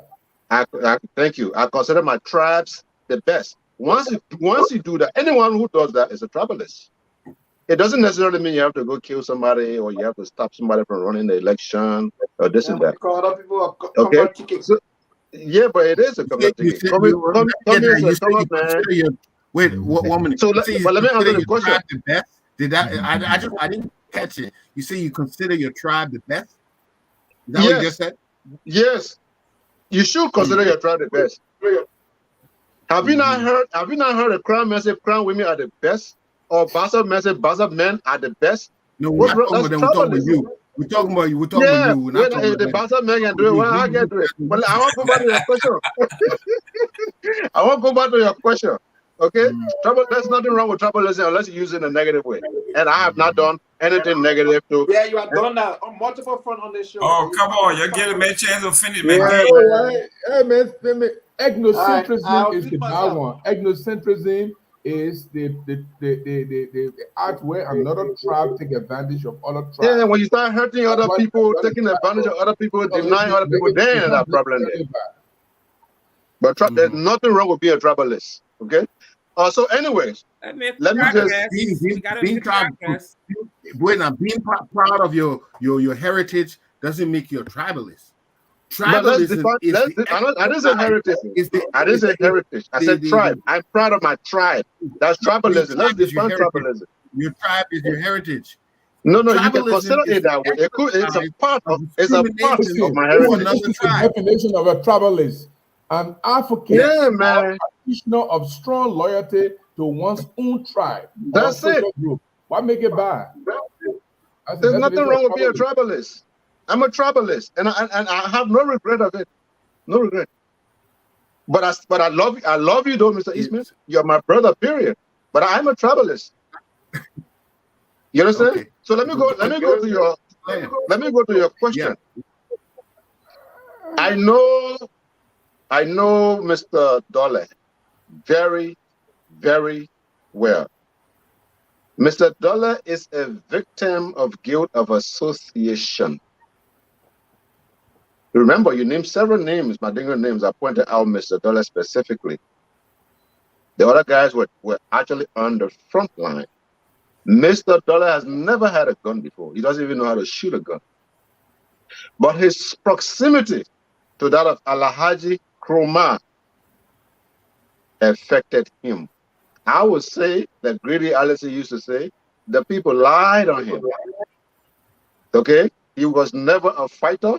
He had no role in the military wing of this, that, because he was one of the young Madingo from Lofa, who was also, people were proud of. So that's how Alhaji Kroma brought him in and gave him position in the Transitional Legislative Assembly. That was the thing. And like Gibson said, he was at the University of Liberia then. Okay, so it's a guilt of association. The rest of the other guys, I don't want to conclude here that the United States will arrest people and put them in jail just on the basis of tribes. These people don't have no tribes. Right. That's so they don't know. No, maybe you're not on the same side of the deal. So, you only Alex on the MPF side, we're not on that side. Uh-huh. Well, it was not just the United States. It doesn't make it. It was Philadelphia. The other one was in Yeah, France. yeah. United States was not just These guys are white people. They don't belong to any tribe, so they don't have any reason to favor you or to go against you because of your tribe. What people must understand one thing: there are a couple of things in war. There's something going to war is not a crime, but what you do in a war is what you are held for. That's what they have the UCMJ. Every war has rules. It has laws covered by Geneva Convention. But the problem, and Mr. Jerome came close to it, the problem with the former Mandingo fighters is because they are more international. They have more ability to get around the world. And therefore some of them forget about their past and try to make use of the opportunity they have. And sometimes it does catch up with them. They have all of these leverages to travel around the world. And sometimes they pay the price for this. But let me just say, one of the reasons why I believe that the Mandingo fighters, former fighters, are being caught faster than the other fighters, than the MPFL, the whatever. Because most of those guys, one, they don't have the opportunity to go overseas, not because they made a conscious decision not to go overseas. Now, there are quite a few of them who made a conscious decision not to go overseas. So they live right there within the sub-region. Benjamin Yeten is in Togo. So most of them just live right within in the sub-region. But for the Ulimo fighters, one of the disadvantages is also, I want you to pay attention to this. Ulimo as a warring group did not fight war in isolation. The international community knew about them. The international community supported them. The purpose of Ulimo was to stop child stealing. That is why during the days of IGNU, Ulimo forces was used by the then Amos Sawyer to fight child stealing. Ulimo soldiers joined the Black Berets and they joined the Senegalese forces and other forces to fight child stealing. So some of these soldiers, some of these former Ulimo soldiers don't understand that regardless of that, you can still be held liable for crimes that you may have committed or allegedly committed. So all they thought was, okay, we were fighting for the international community and therefore nobody will bother us. They took that for granted. So those were some of their weaknesses. And some of them is just the association with Alhaji Kroma. Mandingo community is a very close community. People don't understand. Mandingo is a very large language with lots of dialects. But when it comes to it, everybody comes under one umbrella. So it's one of those situations. But I don't want to think, to answer your question, I don't want to think it is because of the fact that they're Mandingo. What does Joe Biden know about Mandingo or Crown? You know? What does the governor of Pennsylvania know about those things? He doesn't know about those things. So I would say they should have, some of them just should lay low. Like Aliyu Kosha, for example. In the 90s, there was a lady he worked with called, he was a CID boss, him and the lady called Nyama Warity. Some kind of financial, thing took place, and he escaped. I know those who chased after Aliyu Kosha, before they got to the border, Aliyu Kosha had already crossed into Guinea. He went with his bag of money. Okay, so he has some cash. He could have just stayed right there in Guinea, everything get quiet back in Liberia, and then he comes back. But one of the last thing I would tell you, and one of the reasons why Ulimo soldiers are being affected more and learned soldiers, because they were the most recent that people can actually remember. The guys who committed the most heinous crimes in Liberia were actually the ones that came in 1990, that were 98.88% Gio and Mano. They committed the most atrocities in Liberia. Now, you will say Samuel Doe did. Samuel Doe did in big crowd, but not for a very long time. But I can tell you from Butuo all the way to Central Monrovia until the war stopped. Basically, it paused in 1991. The execution was going on. If you travel in some of those rubber plantations like Jamakian, you see people lying down that their hair have been taken out of their bodies. You will wonder during those times. Ulimo only came in 1993, around there. So within a very short period of time, they were recognized. But people know them because they were the most recent Ulimo soldiers and Lur soldiers. And just to clarify something, I know Mano people that were fighting in Ulimo. I know crew people that were in Ulimo. And several, whenever they say war in Liberia, crying and Madongo will always join first, even though they will fight later, but they will always join. So I know, so you can't just see people come pick you up from Bruce Island and say Madongo fighters. That's a wrong statement. Thank you. Okay, you know what, Mr. Kumar? I must admit, it was very logical. I What you said did. that. I said that because I have my I want people in my yard. Our friends. But So okay, they so said it. listen, we we gotta wrap it up. I think. Yes, I want to buttress something before we wrap it up. I thought making your closing statement as well. Because okay. the caller, No problem. So what I wanted to say. No the question callers. you asked, I'm sorry. No, I don't know. Let me see if I can get somebody from the background. Mr. Daz in the background. I think he posted a number. So the number straight ahead. Okay, so we will be taking calls if anybody wants to call. But in the meantime, if we'll give it. Let me comment 30 seconds. You can take the call. Go ahead. Look, the question you asked was whether there was any bias. The question was now who killed people in Liberia and who didn't kill people in Liberia.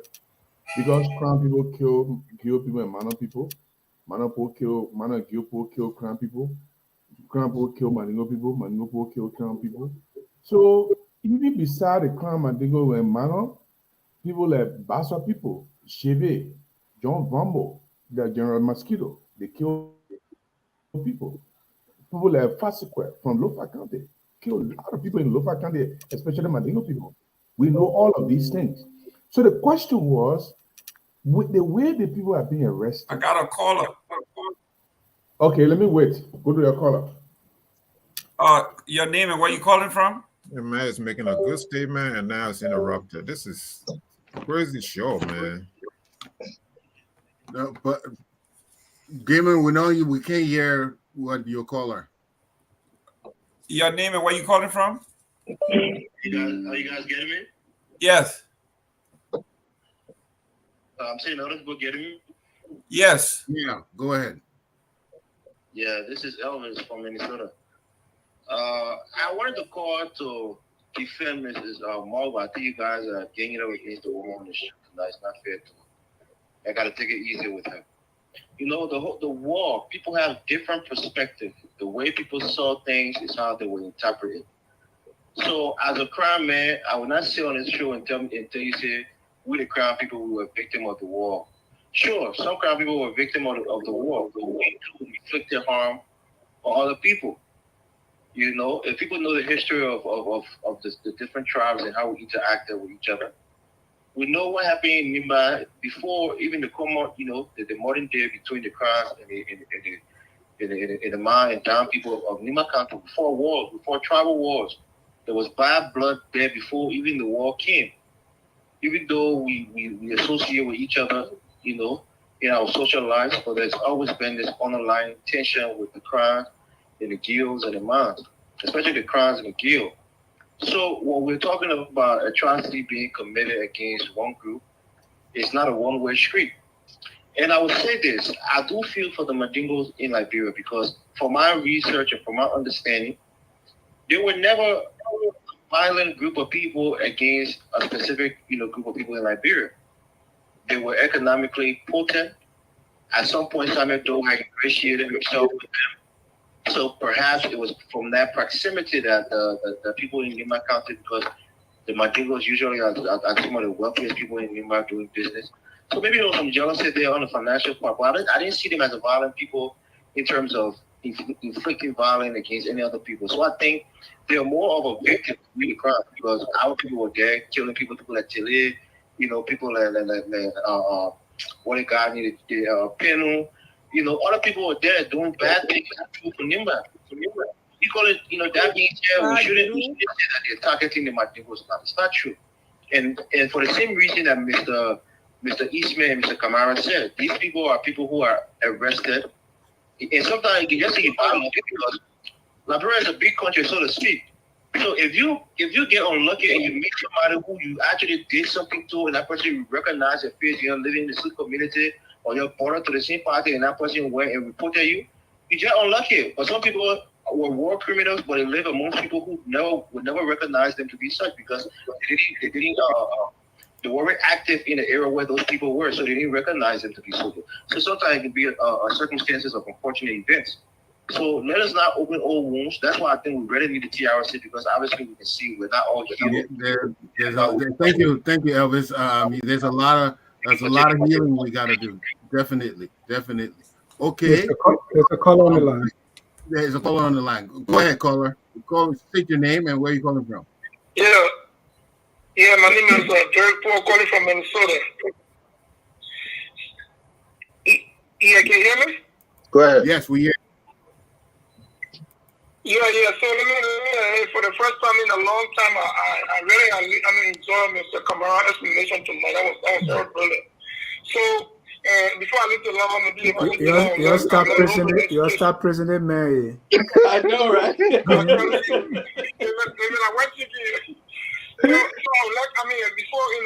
leave the line, a little bit of education on. He said something about Mandingo being tribe, but then there's so many different dialects. I would like a little bit of education on that when I leave. But I just want to address the issue about why people leave from one political party to another. I think it's poverty. You know what I mean? Because you see, there's a reason why we don't have too many let's say successful Liberians. I shouldn't say successful, but let's say maybe millionaires outside of politics, right? Because again, I hate to sound like this, but it might be a little offensive, but we're not very resourceful. When you're looking at Liberia, there's few tribes among us, especially our Madingo's brothers and sisters that are very much resourceful when it comes to business and stuff like that. So you find more people going to politics to be successful. So as you see people moving here and there, just to earn easy money.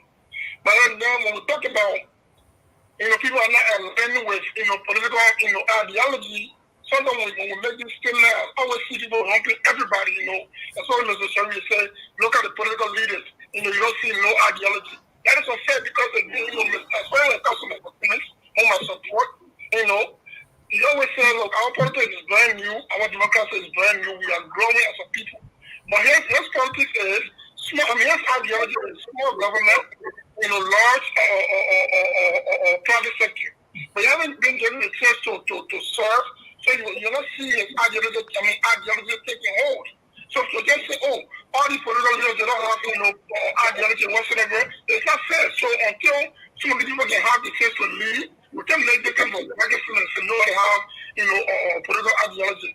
Again, Mr. Collins, everybody trying to navigate the water until they can get to that point of trying to serve so that the rest of Nigeria can see this example, so that people can start trying to find their place, because again, everybody just passing around. When we look at Mr. Cummings and Gonglo, people are aligning with them because why? They can see the principle. They can see people that guys are fit for something. So I think when they're given the chance to lead at some point, you see people starting to align with something because they was second the ideology of principle, and they have political ideology of small government, large private sector, and stuff like that. So that's my 2 cents. Thank you for the opportunity. But again, Mr. Alio, I will look a little bit of explanation on the whole, Mandingo being a tribe, because again, we don't know, we don't know, all we know is Mandingo, but they know if you give a little bit of, explanation or education that we appreciate them. Thank you. Okay. You're welcome. We have anybody else on the line? No. Okay.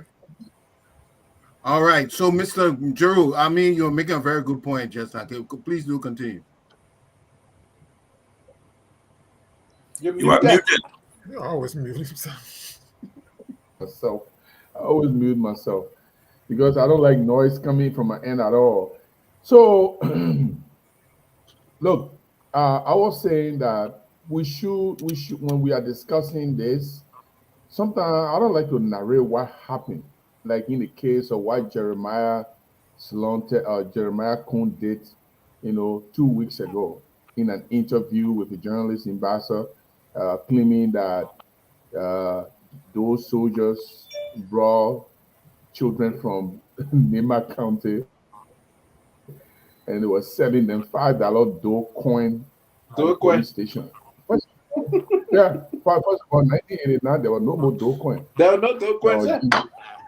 There was DJ Beno was calculating. So the man lied. I don't know how you can make that kind of mistake. And so what was even the relevance of it? You want to be a vice president of the Republic of Liberia. He lied like that. They ask you a simple question: what do you think of the justice system in Liberia? And the first thing you want to say about how Crown people were selling Nima children. How does that help your politics? So those are the kind of things for me. And he's a big man. You can't talk something like that, poor Papa. And I've been talking about it today, or he was supposed to meet with the Grand Youth Association. The Grand Youth Association in America demanded a meeting. I think today he was based here, and tomorrow probably they will meet, and I'm part of that delegation. We'll go in there respectfully, discuss it. But it is a sad thing. The reason why I got problem with the way the arrest and prosecution is going, we know people who are living in America who have committed heinous crimes in Liberia. People, all of us are living in America. We know people that Call are names. people. Call names. That are not. No, I can't do that. I can't do that today. Look, and besides, let me tell you something. I have been contacted by individuals who work with homeless security. That is not fair to the Liberian people. My people. wife is here. They asked me to be one of the agents to point people out. I rejected it. My wife is here. Is there a reason you have reservations? The reason I rejected it, first of all, I was new. I'm trying to look at my daily bread. Somebody say, my man, we want to employ you. All you need to do is to find the people and give us the information where they live.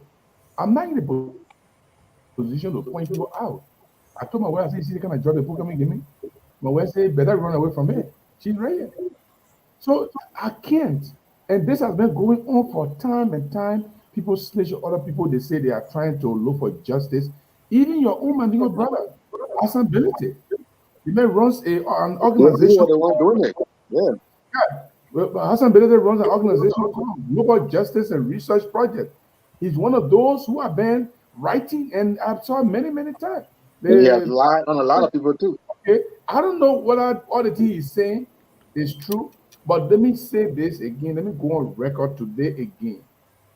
The arrest, prosecution, and deportation of Varfley Dolley.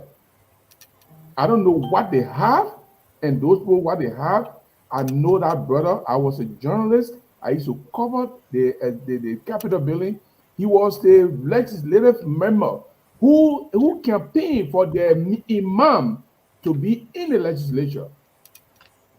And so I don't see him with no gun. He was a senior student at the university at the time when they walked in, and I don't see him with no gun. So when the people say they may committed a heinous crime and they are deporting, I don't know what the people have. We have to be very honest with the way we behave. So I see this as a witch hunt against him. I don't see it as a legitimate crime against him until I see the facts. So that's why I was saying the way I said it. But we need to move beyond, we need to move beyond this. Government can do wrong sometimes, Alex. So I'll let us stop here. But I said, Mr. Kamara, wisdom coming out of you tonight. I don't understand what's going on. What do you mean? What do you mean tonight? I don't think that's a compliment. No, they say when the Christian man say you see the moon, don't start praising you. Very soon you will say, I see another moon, then another moon, then another moon. You know, but America is not always right. That's why they pay damages all the time for putting people in jail wrongfully. Take Martina Johnson. Not always wrong. They're not always right. Martina Johnson did more heinous thing that we know in Liberia. But why it happened? They will release her. She's in Belgium right now. Why didn't they deport her? Why didn't they put her to jail like the other guys? Because people were not willing to testify against her. Martina Johnson, we know how much she was dangerous than any of the guys. And they get a award to Ellen Johnson Sally. They seen people who started deporting people. But who was and they don't give her a award? Which faction she was on, Martina Johnson? She was in NPFL. I know her very well. Skinny tall girl. Yeah, Martina Johnson. Maybe that the time I had left. She was very active doing autopass. She was a artillery commander of the NPFL. Martina Johnson. Yeah, you know, Martina Johnson commanded the largest force from the female brigade. She had 3,500 men. And I knew her personally because her friend Cecile Lewis was very close to me. Cecile Lewis, who died with Jote. Yeah, died with Jote. Yeah, I know other people. To me.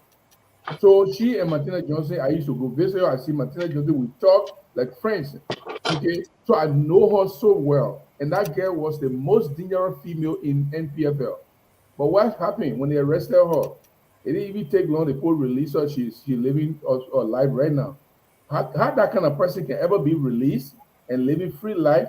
And Varfley Dolley, who I didn't see taking gun, who was just a member of the TLA, will be deported because he committed heinous crime. But you see, the problem is it's the same thing. You refuse to point out people that committed atrocities. Other people don't do that. So now somebody said another guy, I think a Mandingo guy, got a organization that going after people. So it could be he knows his own people and he asks people to point them out. He gets paid though. He gets paid thousands of dollars. People out, you don't know what other people are doing. You say what, Mr. Kamara? You say he gets paid thousands of dollars. So many a times, in fact, there are certain Mandingo communities that he has to hide just to drive through because his life is at risk. He has a point because if a Mandingo man, so important their own people all of these people talking about the all of these people, even Jabate who arrested Ray and Joe in Philadelphia, he was part of it. Okay, but at least those ones were fighters. Well, but Varfley Dolley was never a fighter. That's the problem. Corsair, you talk about Corsair. I know Corsair we see a long time. I don't know. The problem we have, since this is a free flow discussion now, the problem we have in Liberia itself and among Liberians themselves, there's this hatred which is manifested. So it's easy for people to just testify against Mandingos. I mean, you're seeing that right on this show. You're seeing that. I mean, people are already in our own lifetime, something that happened in our lifetime. They are misrepresenting this history. Mommy, don't take it into we have to be careful with what is going on because all these historical inaccuracies have to be corrected. And look, I've dedicated myself. Anytime these things are done, I have to refute them because I am a legitimate victim of the war. So no one can sit around and say, Mandingo people did X, Y, and Z. We did nothing. We were business people. I remember as a child, the kind of mental torture that we went through. So we were business people. Everybody was involved in the war. Lies. My father didn't do anything. My mom. Yeah, I don't like I'm phrase to myself. Lies. That's a lie. It's a lie. It only comes from NPFL. People who sympathize with the NPFL, those who sympathize with the NPFL, INPFL, they say this kind of thing. When ANC say my constituents the whole Liberia because they don't get constituents, so they say my constituents are the whole Liberia. That's not the same thing. No, that's point well taken. Okay. Let me allow each one of you to give a 20-second closing statement. We're wrapping up now. Gambia is official right now in Liberia. Let me start. But no. The question look, Kamara, the thing you said about ANC, they make out a response. Is ANC ticket not a Congo ticket? It is. That is a fact. You got two TWP people. They try to set the man on the pedal. They will not give Mr. Gonglo the third place. It is not tribalism. It is not tribalism. You got two TWP people on the team. So what that's supposed to be? I don't know if any of them ever joined TWP. Come on.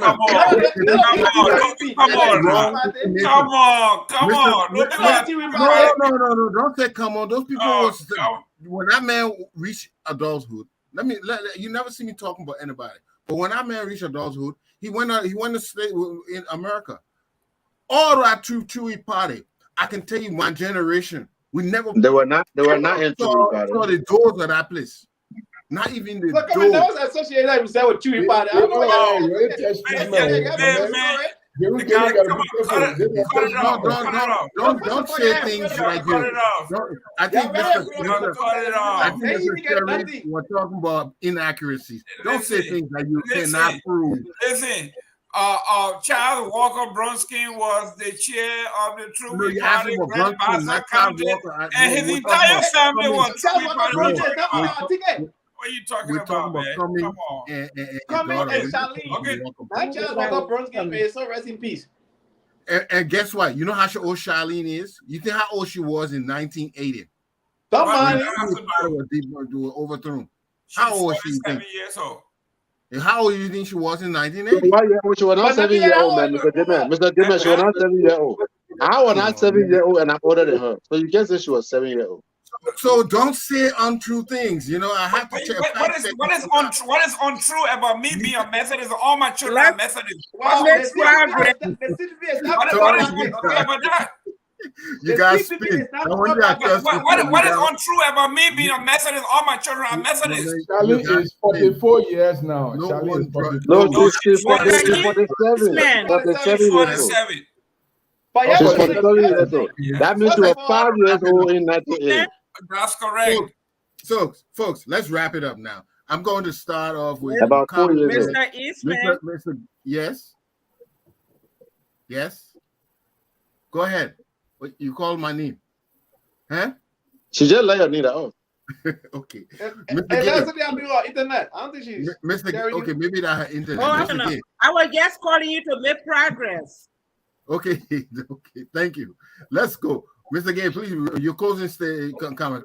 Let's limit it to 20 seconds, folks. Okay? Please? Yeah. That one not possible.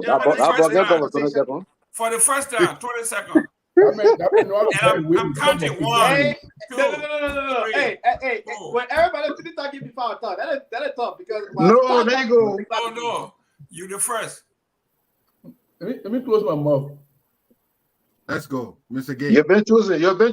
All right. Good evening, everyone. Once again, I want to tell you, for those of you in Liberia who have the opportunity to watch this video, here's what you need to ask yourself today, because campaign is officially open in Liberia today, based on my time here. Only you know the challenges you face with today. Only you understand your problem. Party mandate will not put food on your table. Party name will not carry anywhere. You know your challenges and you know what you face. What you ought to do is, who in this race will make my living condition better, will create job for me to have an opportunity to go to work, have my paycheck on time, and pay my bill on time, and don't be a burden to anybody in the diaspora or any other family member or friend who work in government. That's what you want.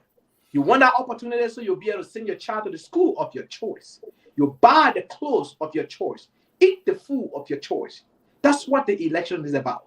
This election is about the future of Liberia. Now people who work their whole life in government try to say they are the alternative. Now people who don't understand the economy, who have done nothing about the economy but think as though because they build few houses and they think that, oh yes, they are doing good for the Liberian people.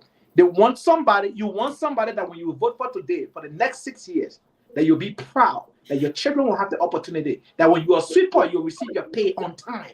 That's what you want. And that person in that party is no other but the CPP, Alexander Benedict Cummings and Charlene Brunskin. You can see your young daughter, you can see a man that lived in Liberia, went to school in Liberia, came to the diaspora, and he's in life, and his money is a clean money up and down. All the quote-unquote millionaires. That's your time. That's your time. Thank you. Let's go to Sheriff Mohammed.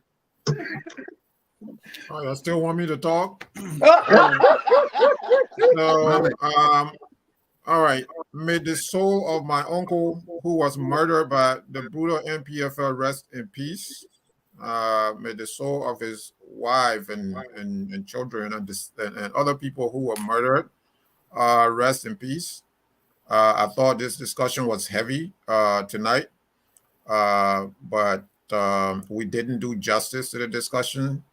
I hope that there will be time that we will really talk about these issues in a very serious way. and not just haphazard, because the TRC recommended that, and that was the reason for the TRC different forums. So people were allowed to come forward and talk about these issues. That's one of the things that they recommended. But as soon as you start to talk about Liberian crisis or difficulties, and someone would quickly tell you, "Oh, let's move on." Just don't do that. This is the wrong way to handle a situation like this. All around, we know that if you don't discuss these issues, if you don't flesh them out, there's always going to be problems, hidden problems. For instance, certain things that I didn't know about Alice, certain ways she think about us. So now I know. Then at some point we can talk about these things and come to an understanding. So she will understand my viewpoint and I will understand her viewpoint. So I think it's better, right, for all of us. Wow. I think that's well taken. Everybody saw it from a different angle, and I think that's a good point you made there, Mr. Drew. Thank you very much. And for just 20 seconds, I'm not going to add like Anthony Gay. This election, it has two folds. Either you vote for the improvement of Liberia, or you vote to repeat the mistakes of the past. From the time immemorial, we Liberians have made several mistakes, electing people the way we do. You kill Mama, you kill my pa, I will vote for you. Come to say, you noble, you not noble, I will vote for you. Now we're coming to he is popular, then let him go. No, Councillor Gonglo has proven himself to be a true patriot. He suffered for people. He took people out of jail. He hates corruption to the core. He has fought against corruption. The only presidential candidate in this race that have gone to jail multiple times and tortured in jail just because he stood for the right thing, it is Councillor Gonglo. The rest of the other people, they were enjoying themselves while you were fighting for people.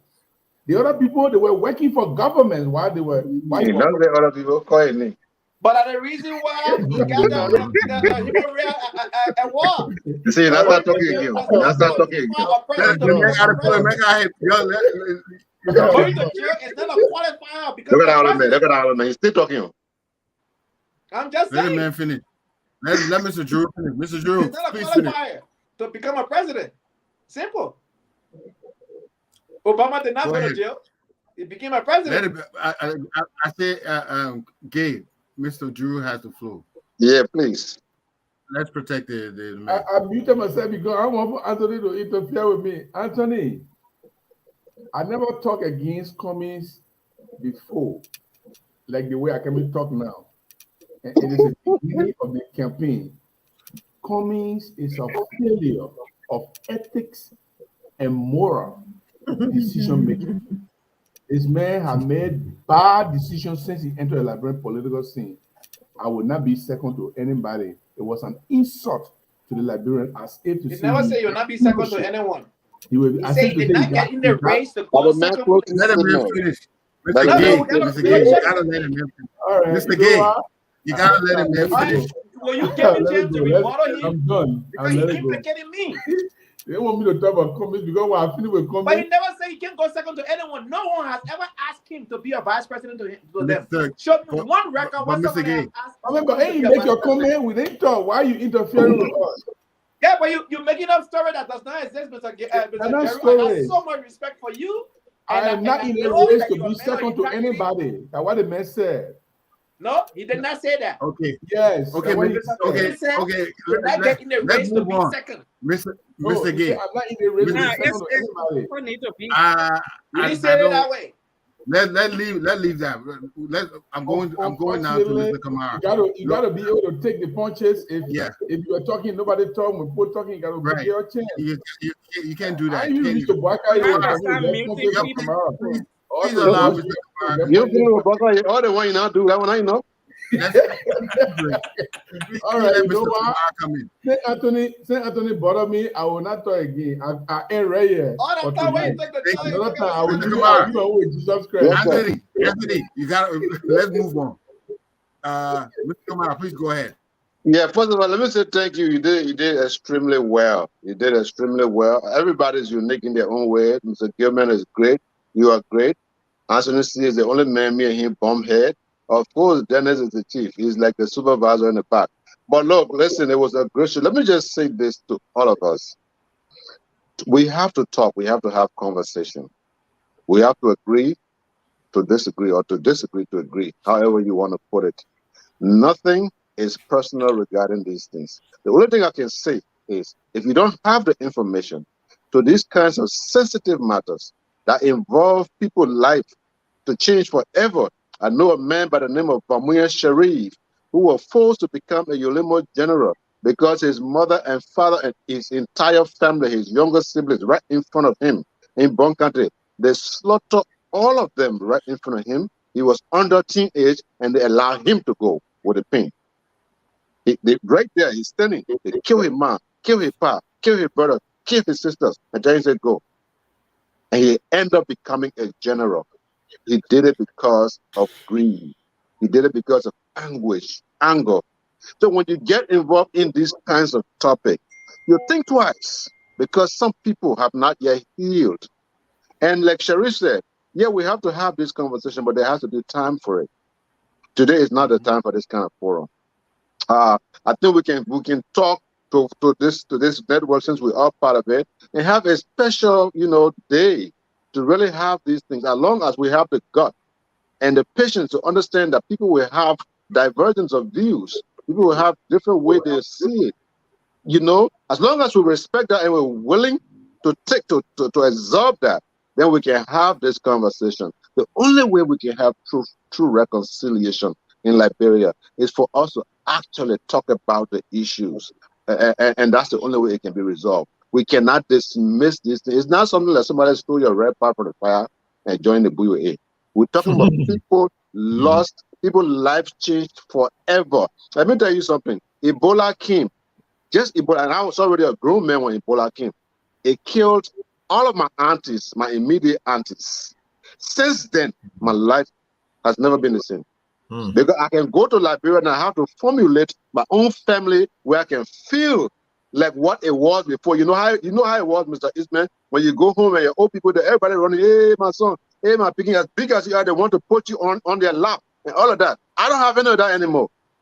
Imagine that came through natural disaster and it still affects me till this day. Imagine those who stood right there and saw somebody slaughter all of their loved ones in their presence. You cannot dismiss this thing, and you cannot just talk it just because you heard it. You actually know it before you say it. So I want to thank all of you guys again. It was a great show. I will now waste my time on Mr. Comey and Mr. The counselor. These are underdogs, so I'll allow them to tweet their horns and praise themselves all day. But the number in Liberia shows, and we can see everything in the air. We know who is who. So thank you so much. What? Thank you. We Thank get a you. surprise. I'm going to go to Mr. Gaiman. Mr. Gaiman, your closing statement. Yeah, thank you very much for the show, a great show. Let me give a quick historical context to this thing where Mr. Gay and the newcomers into Liberian politics keep talking about that role we're going to eat. I mean, Comey used to say that role we're going to eat, that development we're going to eat when the people are hungry. A hungry man is a desperate man, and all that. That is a typical true Whig Party tone. We talk about 1950 when the United States government introduced PL 84. That is deliberately made to send rice because the Liberian people love rice. So basically, they put every Liberian on welfare in Liberia through the True Whig Party. PL 84 was rice. They introduced that again in 1980, 85, 88, rice. Once the people are not hungry and their stomach full, they will not demand roads and hospitals and education, everything else. Once you feed them, if you read the book from Dr. Barrett from University of Pennsylvania, it's an old book, adapted from the Jim Crow South. It says the book is $5 and a pork chop. Once you feed them, They will forget everything. They will make no demands. That is why they took to Liberia PL 84. Liberians, the old order will say, just feed them. They don't have, feed them. So you hear Liberian people now go everywhere they go. The people are hungry, times are hard. You're repeating yourself now. We can't be here. You're repeating yourself. Go Yeah, straight to the point. yes, Get out of here. listen, Mr. Kamara, you said nobody should interrupt you. Don't talk from both sides of your mouth. So what I'm saying here is everything that I'm talking here is coming from a historical context. There are those who will tell you that your belly is better than your mind, the road you travel on, even your relatives, as long as they gave you food. President Weir have decided that we will change the narrative. He has taken the risk. If you're not going to vote for me because I didn't give you rest, then you are unable to do so. But we will build the roads. We'll build a hospital. We'll give free education. We'll give free YN. We'll give free college education. If that is my crime, then go and vote for those that will give you rights. But I'm telling you, comes October 10th, it is going to be a first round victory because the Liberian people have seen the light. Like Martin Luther King said, I have looked to the hill from whence my help comes, and I've seen the coming of the glory of the Lord. George, we are October 10th, 2023. Thank you very much. Amen. Thank you very much, Ms. Moba. Your closing statement. Okay, so thank you very much. The show was great. I'd like to make two things clear here from my discussions on the topic of those that were arrested. I said two things. What I heard people say, that was not my experience, and what I saw as a person, my personal experience. So those are two different things. So if you're making correction on what I heard people say, that's fine with that. But what I saw, you can't dismiss it. I said during the war, a lot of people, it can be Pele, Mana, whatever, they have perpetrators and they have victims. Every tribe in Liberia, there were people that were massacred. There were other Grebo people, but they had Grebo fighters as well. There were Mandingo that were massacred, and they had Mandingo fighters as well that massacred other people. So you can't disprove it. When I said people came to my house on Front Street and they were Mandingo, yes, because I heard them speaking the dialect, and I heard people, and I had people in my yard, in my house that were Mandingos. So I know exactly what I'm talking about. But I think that you all kind of, so defensive and upset for stating my experience. I don't get it. But I think the only way we Liberians will understand and move forward with whatever happened during the war, if we are willing to listen to each other. You can't say, well, no, I was the victim, and nobody should say they were a perpetrator. We can't do that because everybody's stating what they saw and what happened to them. So I think my brother Sherry, if you need us to talk on the phone, I will explain better. But I think we shouldn't personalize the discussion, and I said about these people that were arrested also, what I also said about them is they didn't, I don't think people targeted them as some people making it to appear. No, nobody targeted them in the United States. It could be they got arrested because people thought they were maybe perpetrators. But then, if they were not perpetrators, there could be something on the application that they did wrong, for which they were rounded, but there had to be some reason. But nobody can say they targeted them. This is not Liberia. You got to do something to land you in trouble. That's what I have to say. Thank you. Thank you. I have some very, very quiet, very, very calm to say, and I will read it. It says, it's in 1 Corinthians, and if everything you have is from God, your name or your tribe or everything you have is from God, why boast as though it were not a gift? You got it for free. So why are you boasting about it for? You didn't build it, you didn't bring it. It was for free. So with that, I will close. And I want to tell you guys, this was my first rodeo. I'm going to get a report card from my boss later on, but I really appreciate a lot of. I learned a lot on this program, and I think it shows us that we got a ways to go, and that there are things we're going to have to deal with that still lie within, underneath the surface. But with what they say, love conquers all. In other words, once we try to understand one another, where they're coming from and what they've been through, we can make it. The South Africans have something that I've embraced. I see people go around saying, Mamanda, way to the people who have the power, power to the people. But they also say something. They say, I am me because of you. So we need each other to build ourselves up. Without you, I cannot be me. So let's realize that and build each other up. So that will close the program for the night, and I will hope to see you guys next week.